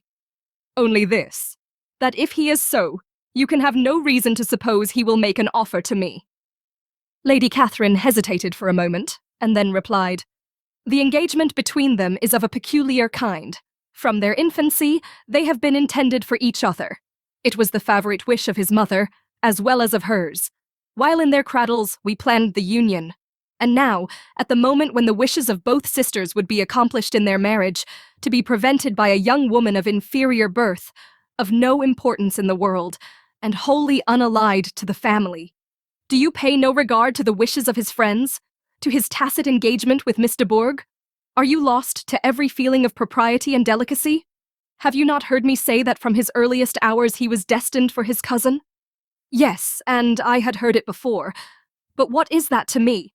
If there is no other objection to my marrying your nephew, I shall certainly not be kept from it by knowing that his mother and aunt wished him to marry Miss de Bourgh. You both did as much as you could in planning the marriage. Its completion depended on others. If Mr. Darcy is neither by honour nor inclination confined to his cousin, why is not he to make another choice? And if I am that choice, why may not I accept him? Because honour, decorum, prudence, nay, interest forbid it. Yes, Miss Bennet, interest, for do not expect to be noticed by his family or friends if you wilfully act against the inclinations of all. You will be censured, slighted, and despised by everyone connected with him. Your alliance will be a disgrace. Your name will never even be mentioned by any of us. These are heavy misfortunes, replied Elizabeth. But the wife of Mr. Darcy must have such extraordinary sources of happiness necessarily attached to her situation, that she could, upon the whole, have no cause to repine. Obstinate, headstrong girl, I am ashamed of you. Is this your gratitude for my attentions to you last spring? Is nothing due to me on that score? Let us sit down. You are to understand, Miss Bennet, that I came here with the determined resolution of carrying my purpose, nor will I be dissuaded from it. I have not been used to submit to any person's whims. I have not been in the habit of brooking disappointment. That will make your ladyship's situation at present more pitiable, but it will have no effect on me. I will not be interrupted. Hear me in silence. My daughter and my nephew are formed for each other. They are descended, on the maternal side, from the same noble line, and, on the father's, from respectable, honourable, and ancient, though untitled, families. Their fortune on both sides is splendid. They are destined for each other by the voice of every member of their respective houses. And what is to divide them? The upstart pretensions of a young woman without family, connections or fortune. Is this to be endured? But it must not, shall not be. If you were sensible of your own good, you would not wish to quit the Spirion, which you have been brought up. In marrying your nephew, I should not consider myself as quitting that sphere. He is a gentleman. I am a gentleman's daughter. So far we are equal. True, you are a gentleman's daughter. But who was your mother? Who are your uncles and aunts? Do not imagine me ignorant of their condition. Whatever my connections may be, said Elizabeth, if your nephew does not object to them, they can be nothing to you. Tell me once for all, are you engaged to him? Though Elizabeth would not, for the mere purpose of obliging Lady Catherine, have answered this question, she could not but say, after a moment's deliberation, I am not. Lady Catherine seemed pleased. And will you promise me never to enter into such an engagement? I will make no promise of the kind. Miss Bennet, I am shocked and astonished. I expected to find a more reasonable young woman, but do not deceive yourself into a belief that I will ever recede. I shall not go away till you have given me the assurance I require. And I certainly never shall give it. I am not to be intimidated into anything so wholly unreasonable. Your ladyship wants Mr. Darcy to marry your daughter, but would my giving you the wished-for promise make their marriage at all more probable? Supposing him to be attached to me, would my refusing to accept his hand make him wish to bestow it on his cousin? Allow me to say, Lady Catherine, that the arguments with which you have supported this extraordinary application have been as frivolous as the application was ill-judged. You have widely mistaken my character, if you think I can be worked on by such persuasions as these. How far your nephew might approve of your interference in his affairs I cannot tell, but you have certainly no right to concern yourself in mine. I must beg, therefore, to be importuned no farther on the subject. Not so hasty, if you please. I have by no means done. To all the objections I have already urged, I have still another to add. I am no stranger to the particulars of your youngest sister's infamous elopement. I know it all. That the young man's marrying her was a patched-up business, at the expense of your father and uncles. And is such a girl to be my nephew's sister? Is her husband, is the son of his late father's steward, to be his brother? Heaven and earth? Of what are you thinking? Are the shades of Pemberley to be thus polluted? You can now have nothing further to say, she resentfully answered. You have insulted me in every possible method. I must beg to return to the house. And she rose as she spoke. Lady Catherine rose also, and they turned back. Her ladyship was highly incensed. You have no regard, then, for the honour and credit of my nephew. Unfeeling, selfish girl. Do you not consider that a connection with you must disgrace him in the eyes of everybody? Lady Catherine, I have nothing further to say. You know my sentiments. You are then resolved to have him? I have said no such thing. I am only resolved to act in that manner, which will, in my own opinion, constitute my happiness, without reference to you, or to any person so wholly unconnected with me. It is well. You refuse, then, to oblige me. You refuse to obey the claims of duty, honour, and gratitude. You are determined to ruin him in the opinion of all his friends, and make him the contempt of the world. Neither duty, nor honour, nor gratitude, replied Elizabeth, have any possible claim on me in the present instance. No principle of either would be violated by my marriage with Mr. Darcy. And with regard to the resentment of his family, or the indignation of the world, if the former were excited by his marrying me, it would not give me one moment's concern, and the world in general would have too much sense to join in the scorn. And this is your real opinion, This is your final resolve. Very well. I shall now know how to act. Do not imagine, Miss Bennet, that your ambition will ever be gratified. I came to try you. I hope to find you reasonable. But, depend upon it, I will carry my point. In this manner Lady Catherine talked on, till they were at the door of the carriage, when, turning hastily round, she added, I take no leave of you, Miss Bennet. I send no compliments to your mother. You deserve no such attention. I am most seriously displeased. Elizabeth made no answer, and without attempting to persuade her ladyship to return into the house, walked quietly into it herself. She heard the carriage drive away as she proceeded upstairs. Her mother impatiently met her at the door of the dressing-room to ask why Lady Catherine would not come in again and rest herself. She did not choose it, said her daughter. She would go. She is a very fine-looking woman, and her calling here was prodigiously civil. For she only came, I suppose, to tell us the Collinses were well. She is on her road somewhere, I dare say, and so, passing through Meryton, thought she might as well call on you. I suppose she had nothing particular to say to you, Lizzie. Elizabeth was forced to give in to a little falsehood here, for to acknowledge the substance of their conversation was impossible. Chapter 57. The discomposure of spirits which this extraordinary visit threw Elizabeth into could not be easily overcome, nor could she, for many hours, learn to think of it less than incessantly. Lady Catherine, it appeared, had actually taken the trouble of this journey from Rosings for the sole purpose of breaking off her supposed engagement with Mr. Darcy. It was a rational scheme, to be sure, but from what the report of their engagement could originate, Elizabeth was at a loss to imagine, till she recollected that his being the intimate friend of Bingley, and her being the sister of Jane, was enough, at a time when the expectation of one wedding made everybody eager for another, to supply the idea. She had not herself forgotten to feel that the marriage of her sister must bring them more frequently together, and her neighbours at Lucas Lodge, therefore, for through their communication with the Collinses, the report, she concluded, had reached Lady Catherine, had only set that down as almost certain and immediate, which she had looked forward to as possible at some future time. In revolving Lady Catherine's expressions, however, she could not help feeling some uneasiness as to the possible consequence of her persisting in this interference. From what she had said of her resolution to prevent their marriage, it occurred to Elizabeth that she must meditate an application to her nephew, and how he might take a similar representation of the evils attached to a connection with her she dared not pronounce. She knew not the exact degree of his affection for his aunt, or his dependence on her judgment, but it was natural to suppose that he thought much higher of her ladyship than she could do, and it was certain that, in enumerating the miseries of a marriage with one whose immediate connections were so unequal to his own, his aunt would address him on his weakest side.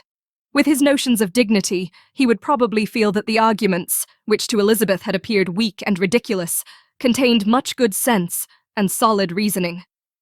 If he had been wavering before as to what he should do, which had often seemed likely, the advice and entreaty of so near a relation might settle every doubt, and determine him at once to be as happy as dignity, unblemished, could make him. In that case, he would return no more. Lady Catherine might see him in her way through town, and his engagement to Bingley of coming again to Netherfield must give way. If, therefore, an excuse for not keeping his promise should come to his friend within a few days, she added, I shall know how to understand it. I shall then give over every expectation, every wish of his constancy. If he is satisfied with only regretting me, when he might have obtained my affections in hand, I shall soon cease to regret him at all. The surprise of the rest of the family, on hearing who their visitor had been, was very great, but they obligingly satisfied it, with the same kind of supposition which had appeased Mrs. Bennet's curiosity, and Elizabeth was spared from much teasing on the subject. The next morning, as she was going downstairs, she was met by her father, who came out of his library with a letter in his hand. "Lizzie," said he, "I was going to look for you. Come into my room." She followed him thither, and her curiosity to know what he had to tell her was heightened by the supposition of its being in some manner connected with the letter he held. It suddenly struck her that it might be from Lady Catherine, and she anticipated with dismay all the consequent explanations. She followed her father to the fireplace, and they both sat down. He then said, "I have received a letter this morning that has astonished me exceedingly. As it principally concerns yourself, you ought to know its contents.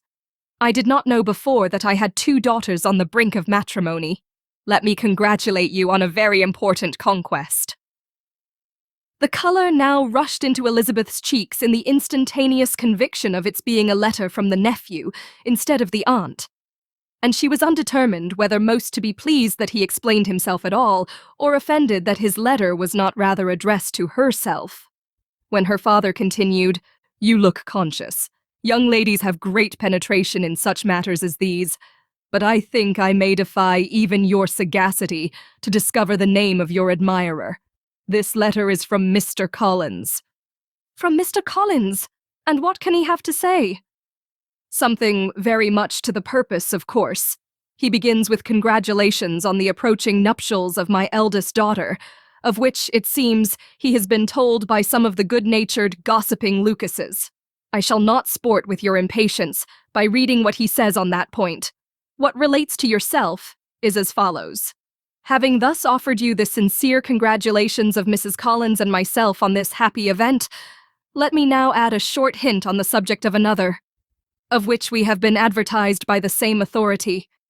Your daughter Elizabeth, it is presumed, will not long bear the name of Bennet, after her elder sister has resigned it, and the chosen partner of her fate may be reasonably looked up to as one of the most illustrious personages in this land. Can you possibly guess, Lizzie, who is meant by this? This young gentleman is blessed, in a peculiar way, with everything the heart of mortal can most desire: splendid property, noble kindred, and extensive patronage. Yet, in spite of all these temptations, let me warn my cousin Elizabeth and yourself of what evils you may incur by a precipitate closure with this gentleman's proposals, which, of course, you will be inclined to take immediate advantage of. Have you any idea, Lizzie, who this gentleman is? But now it comes out. My motive for cautioning you is as follows. We have reason to imagine that his aunt, Lady Catherine de Bourgh, does not look on the match with a friendly eye. Mr. Darcy, you see, is the man. Now, Lizzie, I think I have surprised you. Could he, or the Lucases, have pitched on any man within the circle of our acquaintance, whose name would have given the lie more effectually to what they related? Mr. Darcy, who never looks at any woman but to see a blemish, and who probably never looked at you in his life. It is admirable." Elizabeth tried to join in her father's pleasantry, but could only force one most reluctant smile. Never had his wit been directed in a manner so little agreeable to her. "Are you not diverted?" "Oh, yes, pray read on." After mentioning the likelihood of this marriage to her ladyship last night, she immediately, with her usual condescension, expressed what she felt on the occasion. When it became apparent that on the score of some family objections on the part of my cousin, she would never give her consent to what she termed so disgraceful a match. I thought it my duty to give the speediest intelligence of this to my cousin, that she and her noble admirer may be aware of what they are about, and not run hastily into a marriage which has not been properly sanctioned. Mr. Collins, moreover, adds, I am truly rejoiced that my cousin Lydia's sad business has been so well hushed up, and am only concerned that their living together before the marriage took place should be so generally known. I must not, however, neglect the duties of my station, or refrain from declaring my amazement at hearing that you received the young couple into your house as soon as they were married. It was an encouragement of vice, and had I been the rector of Longbourn, I should very strenuously have opposed it. You ought certainly to forgive them, as a Christian, but never to admit them in your sight, or allow their names to be mentioned in your hearing. That is his notion of Christian forgiveness. The rest of his letter is only about his dear Charlotte's situation and his expectation of a young olive branch. But, Lizzie, you look as if you did not enjoy it. You are not going to be missish, I hope, and pretend to be affronted at an idle report. For what do we live, but to make sport for our neighbours, and laugh at them in our turn." "Oh," cried Elizabeth, "I am excessively diverted, but it is so strange."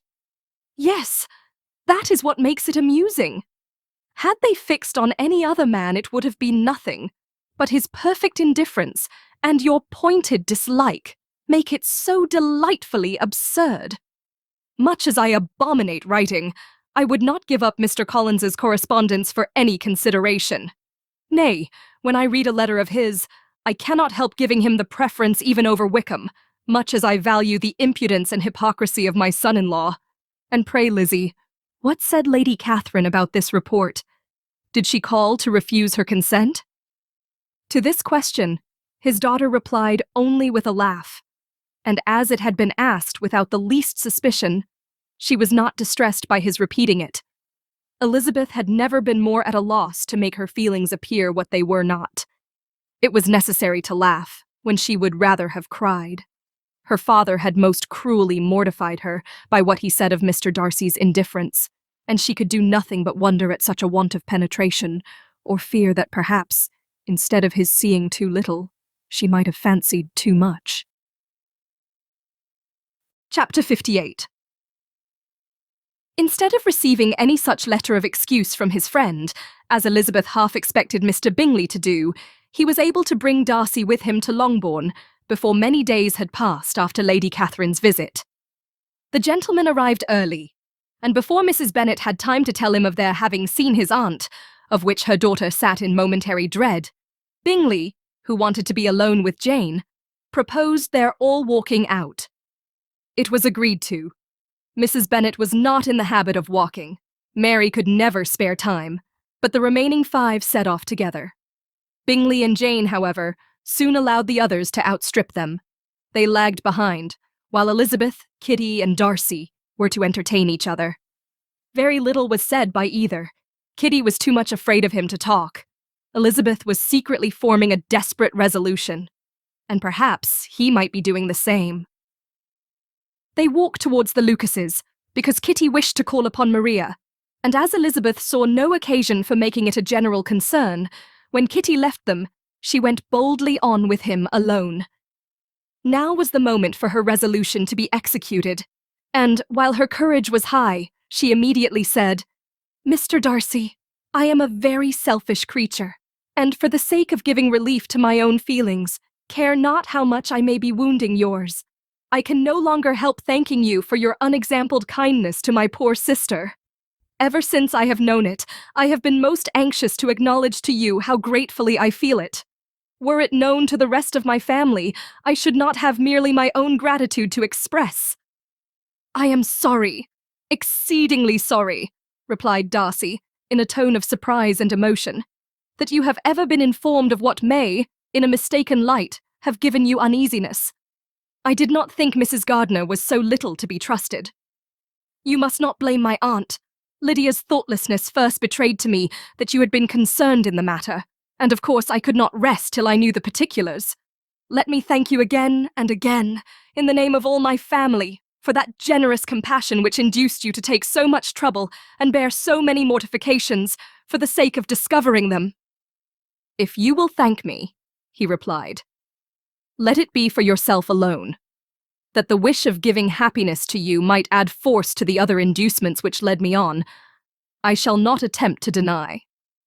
But your family owe me nothing. Much as I respect them, I believe I thought only of you." Elizabeth was too much embarrassed to say a word. After a short pause, her companion added, "You are too generous to trifle with me. If your feelings are still what they were last April, tell me so at once. My affections and wishes are unchanged, but one word from you will silence me on this subject forever." Elizabeth, feeling all the more than common awkwardness and anxiety of his situation, now forced herself to speak, and immediately, though not very fluently, gave him to understand that her sentiments had undergone so material a change since the period to which he alluded as to make her receive with gratitude and pleasure his present assurances. The happiness which this reply produced was such as he had probably never felt before, and he expressed himself on the occasion as sensibly and as warmly as a man violently in love can be supposed to do. Had Elizabeth been able to encounter his eye, she might have seen how well the expression of heartfelt delight diffused over his face became him. But, though she could not look, she could listen, and he told her of feelings which, in proving of what importance she was to him, made his affection every moment more valuable. They walked on, without knowing in what direction. There was too much to be thought, and felt, and said, for attention to any other objects. She soon learnt that they were indebted for their present good understanding to the efforts of his aunt, who did call on him in her return through London, and there relate her journey to Longbourn, its motive, and the substance of her conversation with Elizabeth, dwelling emphatically on every expression of the latter which, in her ladyship's apprehension, peculiarly denoted her perverseness and assurance, in the belief that such a relation must assist her endeavours to obtain that promise from her nephew which she had refused to give. But, unluckily for her ladyship, its effect had been exactly contrariwise. "It taught me to hope," said he, "as I had scarcely ever allowed myself to hope before. I knew enough of your disposition to be certain that, had you been absolutely, irrevocably decided against me, you would have acknowledged it to Lady Catherine, frankly and openly." Elizabeth coloured and laughed as she replied, "Yes, you know enough of my frankness to believe me capable of that. After abusing you so abominably to your face, I could have no scruple in abusing you to all your relations. What did you say of me that I did not deserve? For though your accusations were ill-founded, formed on mistaken premises, my behaviour to you at the time had merited the severest reproof. It was unpardonable. I cannot think of it without abhorrence. We will not quarrel for the greater share of blame annexed to that evening," said Elizabeth. "The conduct of neither, if strictly examined, will be irreproachable. But since then, we have both, I hope, improved in civility." "I cannot be so easily reconciled to myself. The recollection of what I then said, of my conduct, my manners, my expressions during the whole of it, is now, and has been many months, inexpressibly painful to me. Your reproof so well applied, I shall never forget. Had you behaved in a more gentlemanlike manner. Those were your words. You know not, you can scarcely conceive how they have tortured me, though it was some time, I confess, before I was reasonable enough to allow their justice. I was certainly very far from expecting them to make so strong an impression. I had not the smallest idea of their being ever felt in such a way. I can easily believe it. You thought me then devoid of every proper feeling, I am sure you did. The turn of your countenance I shall never forget, as you said that I could not have addressed you in any possible way that would induce you to accept me. Oh, do not repeat what I then said. These recollections will not do at all. I assure you that I have long been most heartily ashamed of it." Darcy mentioned his letter. "Did it?" said he. "Did it soon make you think better of me?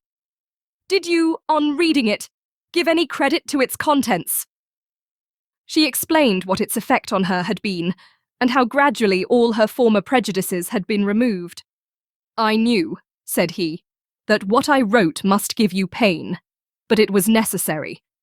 I hope you have destroyed the letter.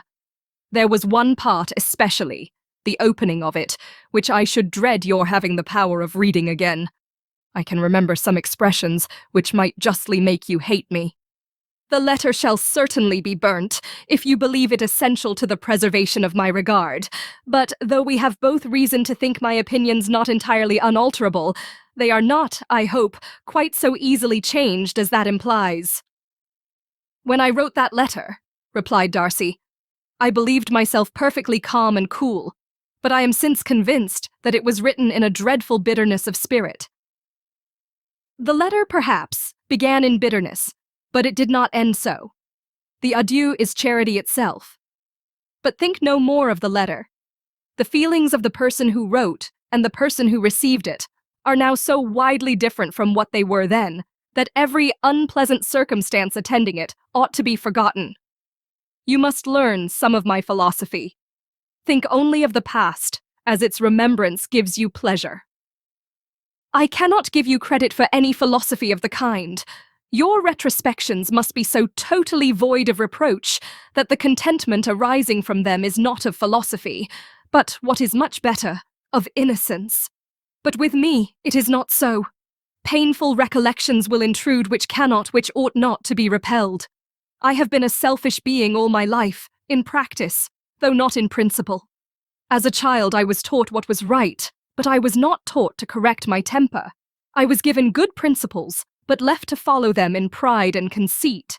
Unfortunately, an only son, for many years an only child, I was spoilt by my parents, who, though good themselves, my father particularly all that was benevolent and amiable, allowed, encouraged, almost taught me to be selfish and overbearing, to care for none beyond my own family circle, to think meanly of all the rest of the world, to wish at least to think meanly of their sense and worth compared with my own.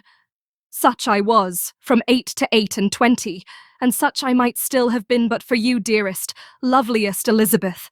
What do I not owe you? You taught me a lesson, hard indeed at first, but most advantageous. By you, I was properly humbled.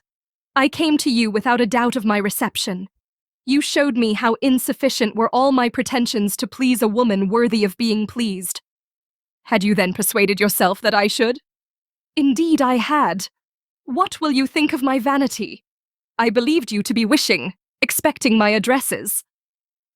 My manners must have been in fault, but not intentionally, I assure you. I never meant to deceive you, but my spirits might often lead me wrong. How you must have hated me after that evening. Hate you! I was angry perhaps at first, but my anger soon began to take a proper direction. I am almost afraid of asking what you thought of me when we met at Pemberley. You blamed me for coming? No, indeed. I felt nothing but surprise. Your surprise could not be greater than mine in being noticed by you. My conscience told me that I deserved no extraordinary politeness, and I confess that I did not expect to receive more than my due. My object, then, replied Darcy, was to show you by every civility in my power that I was not so mean as to resent the past, and I hoped to obtain your forgiveness, to lessen your ill opinion, by letting you see that your reproofs had been attended to. How soon any other wishes introduced themselves I can hardly tell, but I believe in about half an hour after I had seen you.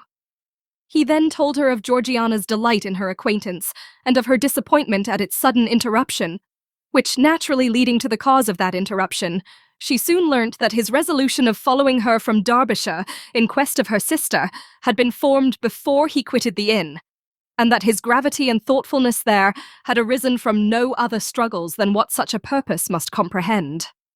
She expressed her gratitude again, but it was too painful a subject to each to be dwelt on farther. After walking several miles in a leisurely manner, and too busy to know anything about it, they found at last, on examining their watches, that it was time to be at home. What could become of Mr. Bingley and Jane was a wonder which introduced the discussion of their affairs. Darcy was delighted with their engagement. His friend had given him the earliest information of it. "I must ask whether you were surprised?" said Elizabeth. "Not at all. When I went away, I felt that it would soon happen." "That is to say, you had given your permission. I guessed as much." And though he exclaimed at the term, she found that it had been pretty much the case. "On the evening before my going to London," said he, "I made a confession to him, which I believe I ought to have made long ago. I told him of all that had occurred to make my former interference in his affairs absurd and impertinent. His surprise was great. He had never had the slightest suspicion. I told him, moreover, that I believed myself mistaken in supposing, as I had done, that your sister was indifferent to him, and as I could easily perceive that his attachment to her was unabated, I felt no doubt of their happiness together." Elizabeth could not help smiling at his easy manner of directing his friend. "Did you speak from your own observation," said she, "when you told him that my sister loved him, or merely from my information last spring?" "From the former. I had narrowly observed her during the 2 visits which I had lately made here, and I was convinced of her affection." "And your assurance of it, I suppose, carried immediate conviction to him?" "It did, Bingley is most unaffectedly modest. His diffidence had prevented his depending on his own judgment in so anxious a case, but his reliance on mine made everything easy. I was obliged to confess one thing, which for a time, and not unjustly, offended him. I could not allow myself to conceal that your sister had been in town 3 months last winter, that I had known it, and purposely kept it from him. He was angry. But his anger, I am persuaded, lasted no longer than he remained in any doubt of your sister's sentiments. He has heartily forgiven me now. Elizabeth longed to observe that Mr. Bingley had been a most delightful friend, so easily guided that his worth was invaluable. But she checked herself. She remembered that he had yet to learn to be laughed at, and it was rather too early to begin. In anticipating the happiness of Bingley, which of course was to be inferior only to his own, he continued the conversation till they reached the house. In the hall, they parted. Chapter 59. "My dear Lizzie, where can you have been walking to?" was a question which Elizabeth received from Jane as soon as she entered their room, and from all the others when they sat down to table. She had only to say in reply that they had wandered about till she was beyond her own knowledge. She coloured as she spoke, but neither that nor anything else awakened a suspicion of the truth. The evening passed quietly, unmarked by anything extraordinary. The acknowledged lovers talked and laughed. The unacknowledged were silent. Darcy was not of a disposition in which happiness overflows in mirth, and Elizabeth, agitated and confused, rather knew that she was happy than felt herself to be so, for besides the immediate embarrassment, there were other evils before her. She anticipated what would be felt in the family when her situation became known. She was aware that no one liked him but Jane, and even feared that with the others it was a dislike, which not all his fortune and consequence might do away. At night she opened her heart to Jane. Though suspicion was very far from Miss Bennet's general habits, she was absolutely incredulous here. "You are joking, Lizzie. This cannot be. Engaged to Mr. Darcy. No, no, you shall not deceive me. I know it to be impossible. This is a wretched beginning indeed. My sole dependence was on you, and I am sure nobody else will believe me if you do not. Yet indeed I am in earnest. I speak nothing but the truth. He still loves me, and we are engaged." Jane looked at her doubtingly. "Oh, Lizzie, it cannot be. I know how much you dislike him." "You know nothing of the matter. That is all to be forgot. Perhaps I did not always love him so well as I do now. But in such cases as these, a good memory is unpardonable. This is the last time I shall ever remember it myself." Miss Bennet still looked all amazement. Elizabeth again, and more seriously assured her of its truth. "Good heaven! Can it be really so? Yet now I must believe you," cried Jane. "My dear, dear Lizzie, I do congratulate you, but are you certain? Forgive the question, are you quite certain that you can be happy with him?" "There can be no doubt of that.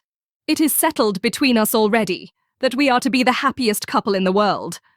But are you pleased, Jane? Shall you like to have such a brother?" "Very, very much. Nothing could give either Bingley or myself more delight. But we considered it. We talked of it as impossible. And do you really love him quite well enough? Oh, Lizzie, do anything rather than marry without affection. Are you quite sure that you feel what you ought to do?" "Oh, yes. You will only think I feel more than I ought to do when I tell you all." "What do you mean?" "Why, I must confess that I love him better than I do Bingley. I am afraid you will be angry." "My dearest sister, now be serious. I want to talk very seriously.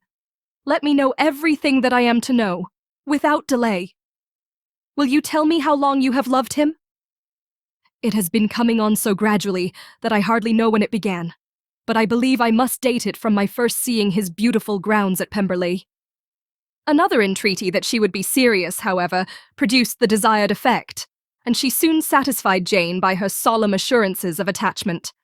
When convinced on that article, Miss Bennet had nothing further to wish. "Now I am quite happy," said she, "for you will be as happy as myself. I always had a value for him. Were it for nothing but his love of you, I must always have esteemed him. But now, as Bingley's friend and your husband, there can be only Bingley and yourself more dear to me. But Lizzie, you have been very sly, very reserved with me. How little did you tell me of what passed at Pemberley and Lambton? I owe all that I know of it to another, not to you. Elizabeth told her the motives of her secrecy. She had been unwilling to mention Bingley, and the unsettled state of her own feelings had made her equally avoid the name of his friend. But now, she would no longer conceal from her his share in Lydia's marriage. All was acknowledged, and half the night spent in conversation. "Good gracious," cried Mrs. Bennet, as she stood at a window the next morning. "If that disagreeable Mr. Darcy is not coming here again with our dear Bingley, what can he mean by being so tiresome as to be always coming here? I had no notion but he would go a-shooting, or something or other, and not disturb us with his company. What shall we do with him? Lizzie, you must walk out with him again, that he may not be in Bingley's way." Elizabeth could hardly help laughing at so convenient a proposal, yet was really vexed that her mother should be always giving him such an epithet. As soon as they entered, Bingley looked at her so expressively and shook hands with such warmth as left no doubt of his good information, and he soon afterwards said aloud, "Mrs. Bennet, have you no more lanes hereabouts in which Lizzie may lose her way again today?" "I advise Mr. Darcy and Lizzie and Kitty," said Mrs. Bennet, "to walk to Oakham Mount this morning. It is a nice long walk, and Mr. Darcy has never seen the view." "It may do very well for the others," replied Mr. Bingley, "but I am sure it will be too much for Kitty. Won't it, Kitty?" Kitty owned that she had rather stay at home. Darcy professed a great curiosity to see the view from the Mount, and Elizabeth silently consented. As she went upstairs to get ready, Mrs. Bennet followed her, saying, "I am quite sorry, Lizzie, that you should be forced to have that disagreeable man all to yourself, but I hope you will not mind it. It is all for Jane's sake, you know, and there is no occasion for talking to him, except just now and then. So, do not put yourself to inconvenience." During their walk, it was resolved that Mr. Bennet's consent should be asked in the course of the evening. Elizabeth reserved to herself the application for her mother's. She could not determine how her mother would take it, sometimes doubting whether all his wealth and grandeur would be enough to overcome her abhorrence of the man. But whether she were violently set against the match, or violently delighted with it, it was certain that her manner would be equally ill adapted to do credit to her sense, and she could no more bear that Mr. Darcy should hear the first raptures of her joy than the first vehemence of her disapprobation. In the evening, soon after Mr. Bennet withdrew to the library, she saw Mr. Darcy rise also and follow him, and her agitation on seeing it was extreme. She did not fear her father's opposition, but he was going to be made unhappy, and that it should be through her means, that she, his favourite child, should be distressing him by her choice, should be filling him with fears and regrets in disposing of her, was a wretched reflection, and she sat in misery till Mr. Darcy appeared again, when, looking at him, she was a little relieved by his smile. In a few minutes he approached the table where she was sitting with Kitty, and while pretending to admire her work, said in a whisper, "Go to your father. He wants you in the library." She was gone directly. Her father was walking about the room, looking grave and anxious. "Lizzie," said he, "what are you doing? Are you out of your senses to be accepting this man? Have not you always hated him?" How earnestly did she then wish that her former opinions had been more reasonable, her expressions more moderate. It would have spared her from explanations and professions which it was exceedingly awkward to give, but they were now necessary, and she assured him, with some confusion, of her attachment to Mr. Darcy. Or, in other words, you are determined to have him. He is rich, to be sure, and you may have more fine clothes and fine carriages than Jane. But will they make you happy? "Have you any other objection," said Elizabeth, "than your belief of my indifference?" "None at all. We all know him to be a proud, unpleasant sort of man, but this would be nothing if you really liked him." I do like him," she replied with tears in her eyes. "I love him. Indeed, he has no improper pride. He is perfectly amiable. You do not know what he really is. Then pray do not pain me by speaking of him in such terms." "Lizzie," said her father, "I have given him my consent. He is the kind of man, indeed, to whom I should never dare refuse anything, which he condescended to ask. I now give it to you, if you are resolved on having him. But let me advise you to think better of it. I know your disposition, Lizzie. I know that you could be neither happy nor respectable, unless you truly esteemed your husband, unless you looked up to him as a superior. Your lively talents would place you in the greatest danger in an unequal marriage. You could scarcely escape discredit and misery. My child, let me not have the grief of seeing you unable to respect your partner in life. You know not what you are about." Elizabeth, still more affected, was earnest and solemn in her reply, and at length, by repeated assurances that Mr. Darcy was really the object of her choice, by explaining the gradual change which her estimation of him had undergone, relating her absolute certainty that his affection was not the work of a day, but had stood the test of many months' suspense, and enumerating with energy all his good qualities, she did conquer her father's incredulity and reconcile him to the match. "Well, my dear," said he, when she ceased speaking, "I have no more to say. If this be the case, he deserves you. I could not have parted with you, my Lizzie, to anyone less worthy." To complete the favourable impression, she then told him what Mr. Darcy had voluntarily done for Lydia. He heard her with astonishment. This is an evening of wonders indeed. And so, Darcy did everything, made up the match, gave the money, paid the fellow's debts, and got him his commission. So much the better. It will save me a world of trouble and economy. Had it been your uncle's doing, I must and would have paid him. But these violent young lovers carry everything their own way. I shall offer to pay him tomorrow. He will rant and storm about his love for you, and there will be an end of the matter. He then recollected her embarrassment a few days before, on his reading Mr. Collins's letter, and after laughing at her some time, allowed her at last to go, saying, as she quitted the room, "If any young men come for Mary or Kitty, send them in, for I am quite at leisure." Elizabeth's mind was now relieved from a very heavy weight, and after half an hour's quiet reflection in her own room, she was able to join the others with tolerable composure. Everything was too recent for gaiety, but the evening passed tranquilly away. There was no longer anything material to be dreaded, and the comfort of ease and familiarity would come in time.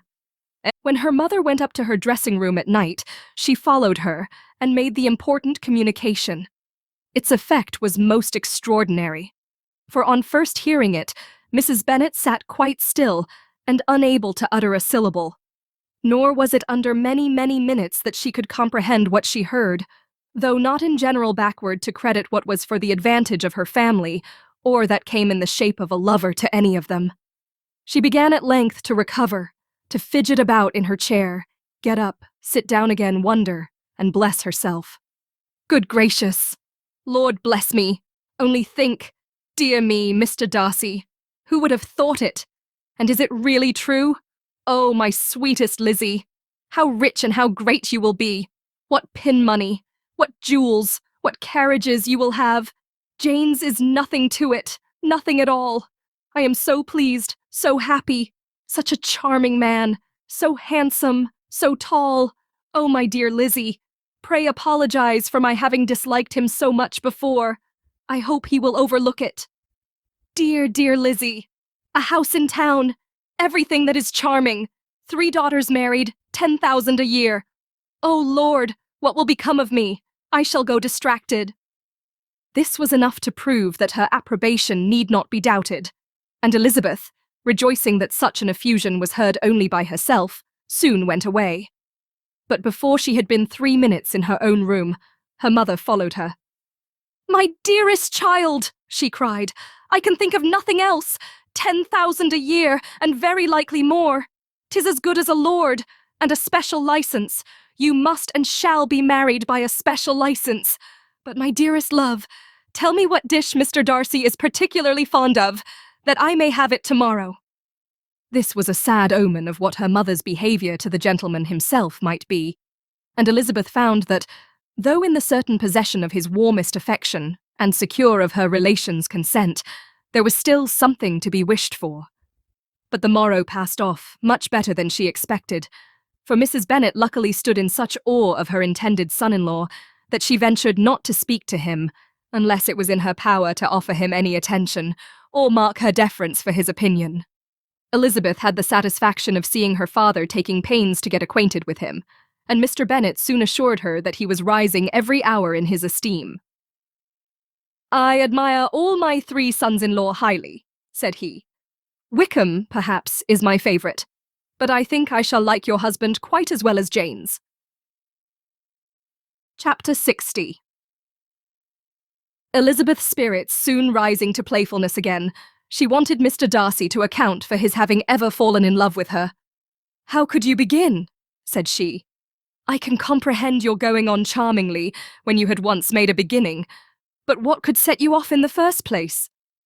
"I cannot fix on the hour, or the spot, or the look, or the words, which laid the foundation. It is too long ago. I was in the middle before I knew that I had begun. My beauty you had early withstood, and as for my manners, my behaviour to you was at least always bordering on the uncivil, and I never spoke to you without rather wishing to give you pain than not. Now be sincere. Did you admire me for my impertinence?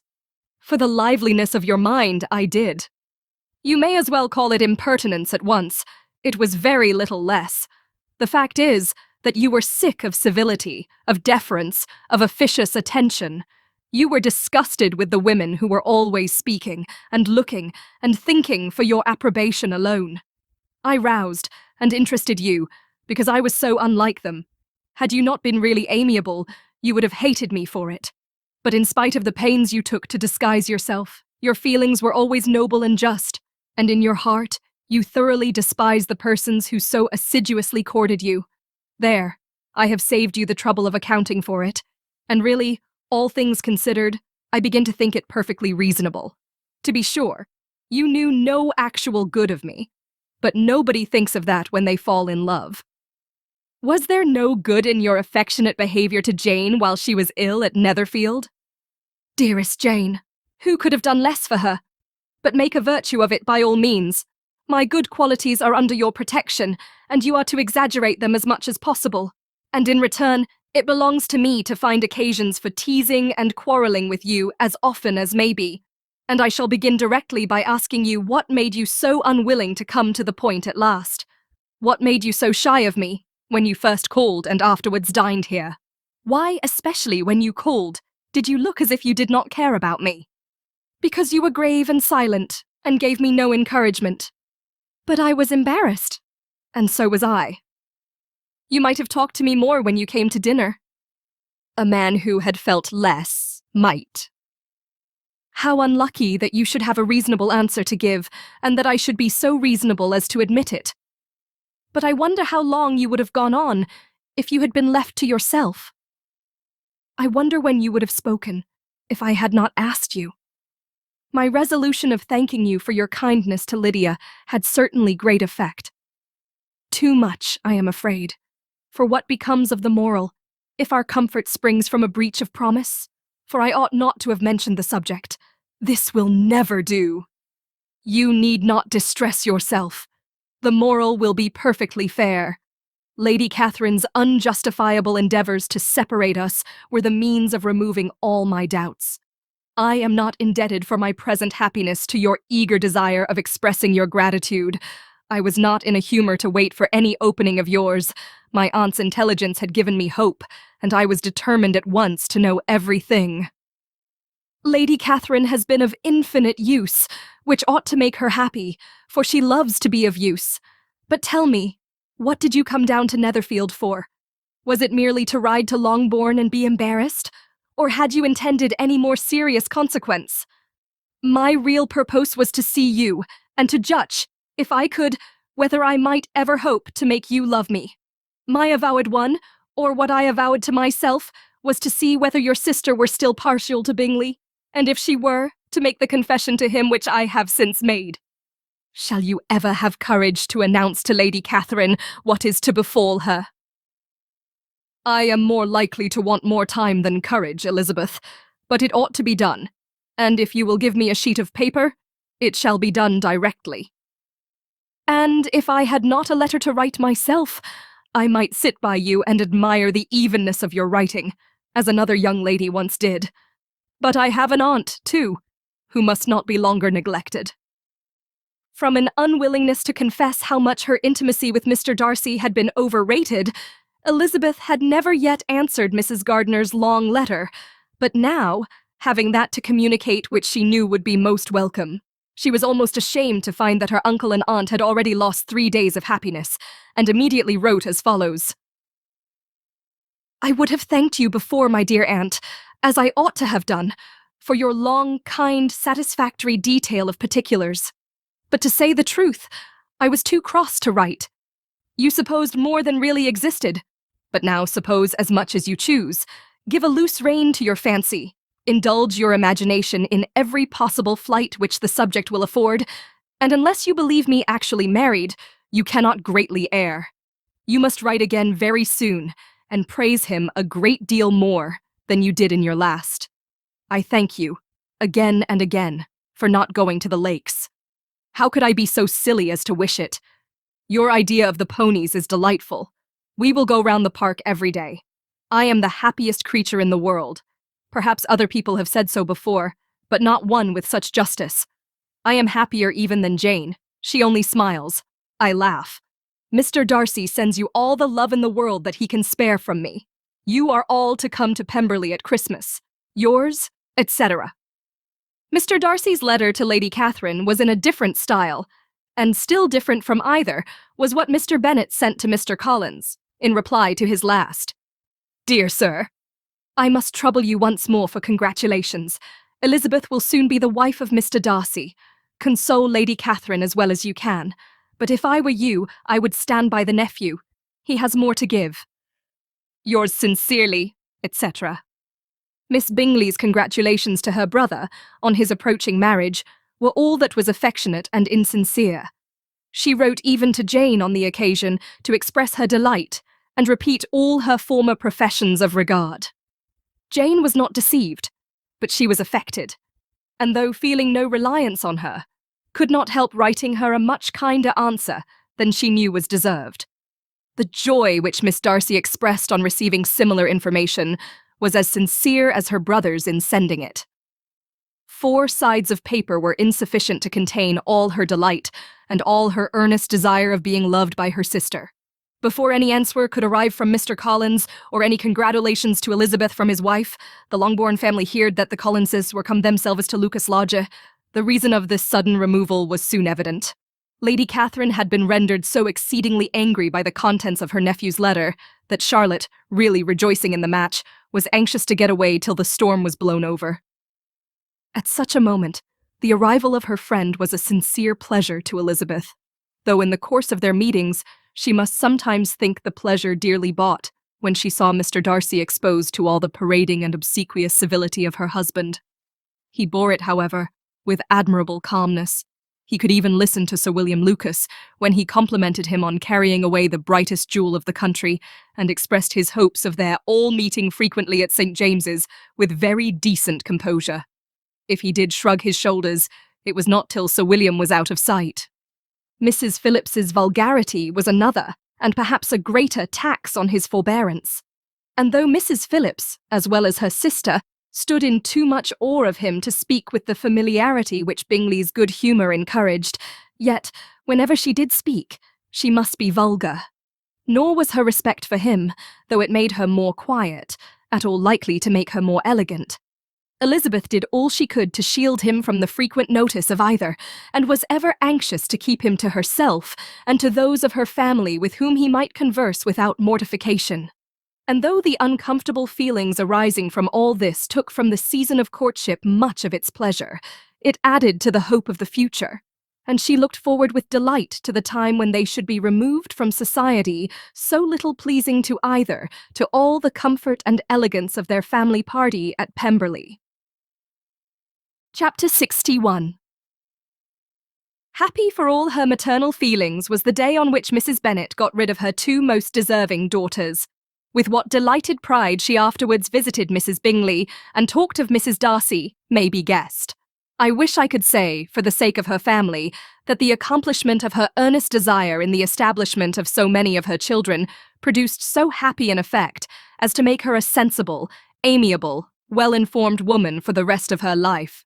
Though perhaps it was lucky for her husband, who might not have relished domestic felicity in so unusual a form, that she still was occasionally nervous and invariably silly. Mr. Bennet missed his second daughter exceedingly. His affection for her drew him oftener from home than anything else could do. He delighted in going to Pemberley, especially when he was least expected. Mr. Bingley and Jane remained at Netherfield only a 12-month. So near a vicinity to her mother and Meryton relations was not desirable even to his easy temper or her affectionate heart. The darling wish of his sisters was then gratified. He bought an estate in a neighbouring county to Derbyshire, and Jane and Elizabeth, in addition to every other source of happiness, were within 30 miles of each other. Kitty, to her very material advantage, spent the chief of her time with her two elder sisters. In society so superior to what she had generally known, her improvement was great.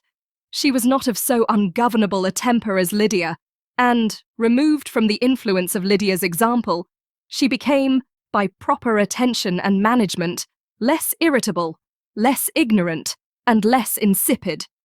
From the further disadvantage of Lydia's society, she was of course carefully kept, and though Mrs. Wickham frequently invited her to come and stay with her, with the promise of balls and young men, her father would never consent to her going. Mary was the only daughter who remained at home, and she was necessarily drawn from the pursuit of accomplishments by Mrs. Bennet's being quite unable to sit alone.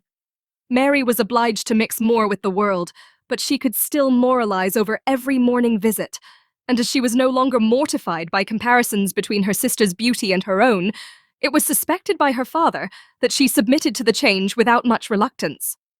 As for Wickham and Lydia, their characters suffered no revolution from the marriage of her sisters. He bore with philosophy the conviction that Elizabeth must now become acquainted with whatever of his ingratitude and falsehood had before been unknown to her, and in spite of everything, was not wholly without hope that Darcy might yet be prevailed on to make his fortune. The congratulatory letter which Elizabeth received from Lydia on her marriage explained to her that, by his wife at least, if not by himself, such a hope was cherished. The letter was to this effect: "My dear Lizzie, I wish you joy. If you love Mr. Darcy half as well as I do my dear Wickham, you must be very happy. It is a great comfort to have you so rich, and when you have nothing else to do, I hope you will think of us. I am sure Wickham would like a place at court very much, and I do not think we shall have quite money enough to live upon without some help. Any place would do, of about 300 or 400 a year. But, however, do not speak to Mr. Darcy about it, if you had rather not. Yours, etc."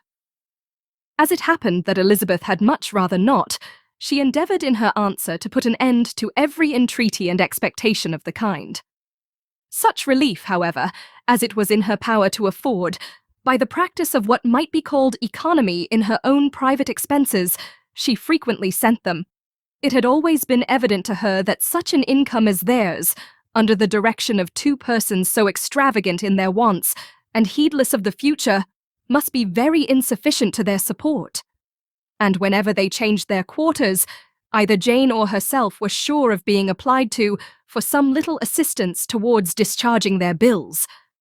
Their manner of living, even when the restoration of peace dismissed them to a home, was unsettled in the extreme. They were always moving from place to place in quest of a cheap situation, and always spending more than they ought. His affection for her soon sunk into indifference. Hers lasted a little longer, and in spite of her youth and her manners, she retained all the claims to reputation which her marriage had given her. Though Darcy could never receive him at Pemberley, yet, for Elizabeth's sake, he assisted him further in his profession. Lydia was occasionally a visitor there, when her husband was gone to enjoy himself in London or Bath, and with the Bingleys they both of them frequently stayed so long that even Bingley's good humour was overcome, and he proceeded so far as to talk of giving them a hint to be gone. Miss Bingley was very deeply mortified by Darcy's marriage, but as she thought it advisable to retain the right of visiting at Pemberley, she dropped all her resentment, was fonder than ever of Georgiana, almost as attentive to Darcy as heretofore, and paid off every arrear of civility to Elizabeth. Pemberley was now Georgiana's home, and the attachment of the sisters was exactly what Darcy had hoped to see. They were able to love each other even as well as they intended. Georgiana had the highest opinion in the world of Elizabeth, though at first she often listened with an astonishment bordering on alarm at her lively, sportive manner of talking to her brother. He, who had always inspired in herself a respect which almost overcame her affection, she now saw the object of open pleasantry. Her mind received knowledge which had never before fallen in her way. By Elizabeth's instructions, she began to comprehend that a woman may take liberties with her husband, which a brother will not always allow in a sister more than 10 years younger than himself. Lady Catherine was extremely indignant on the marriage of her nephew, and as she gave way to all the genuine frankness of her character in her reply to the letter which announced its arrangement, she sent him language so very abusive, especially of Elizabeth, that for some time all intercourse was at an end. But at length, by Elizabeth's persuasion, he was prevailed on to overlook the offence and seek a reconciliation, and, after a little further resistance on the part of his aunt, her resentment gave way, either to her affection for him or her curiosity to see how his wife conducted herself, and she condescended to wait on them at Pemberley, in spite of that pollution which its woods had received, not merely from the presence of such a mistress, but the visits of her uncle and aunt from the city. With the Gardiners, they were always on the most intimate terms. Darcy, as well as Elizabeth, really loved them, and they were both ever sensible of the warmest gratitude towards the persons who, by bringing her into Derbyshire, had been the means of uniting them.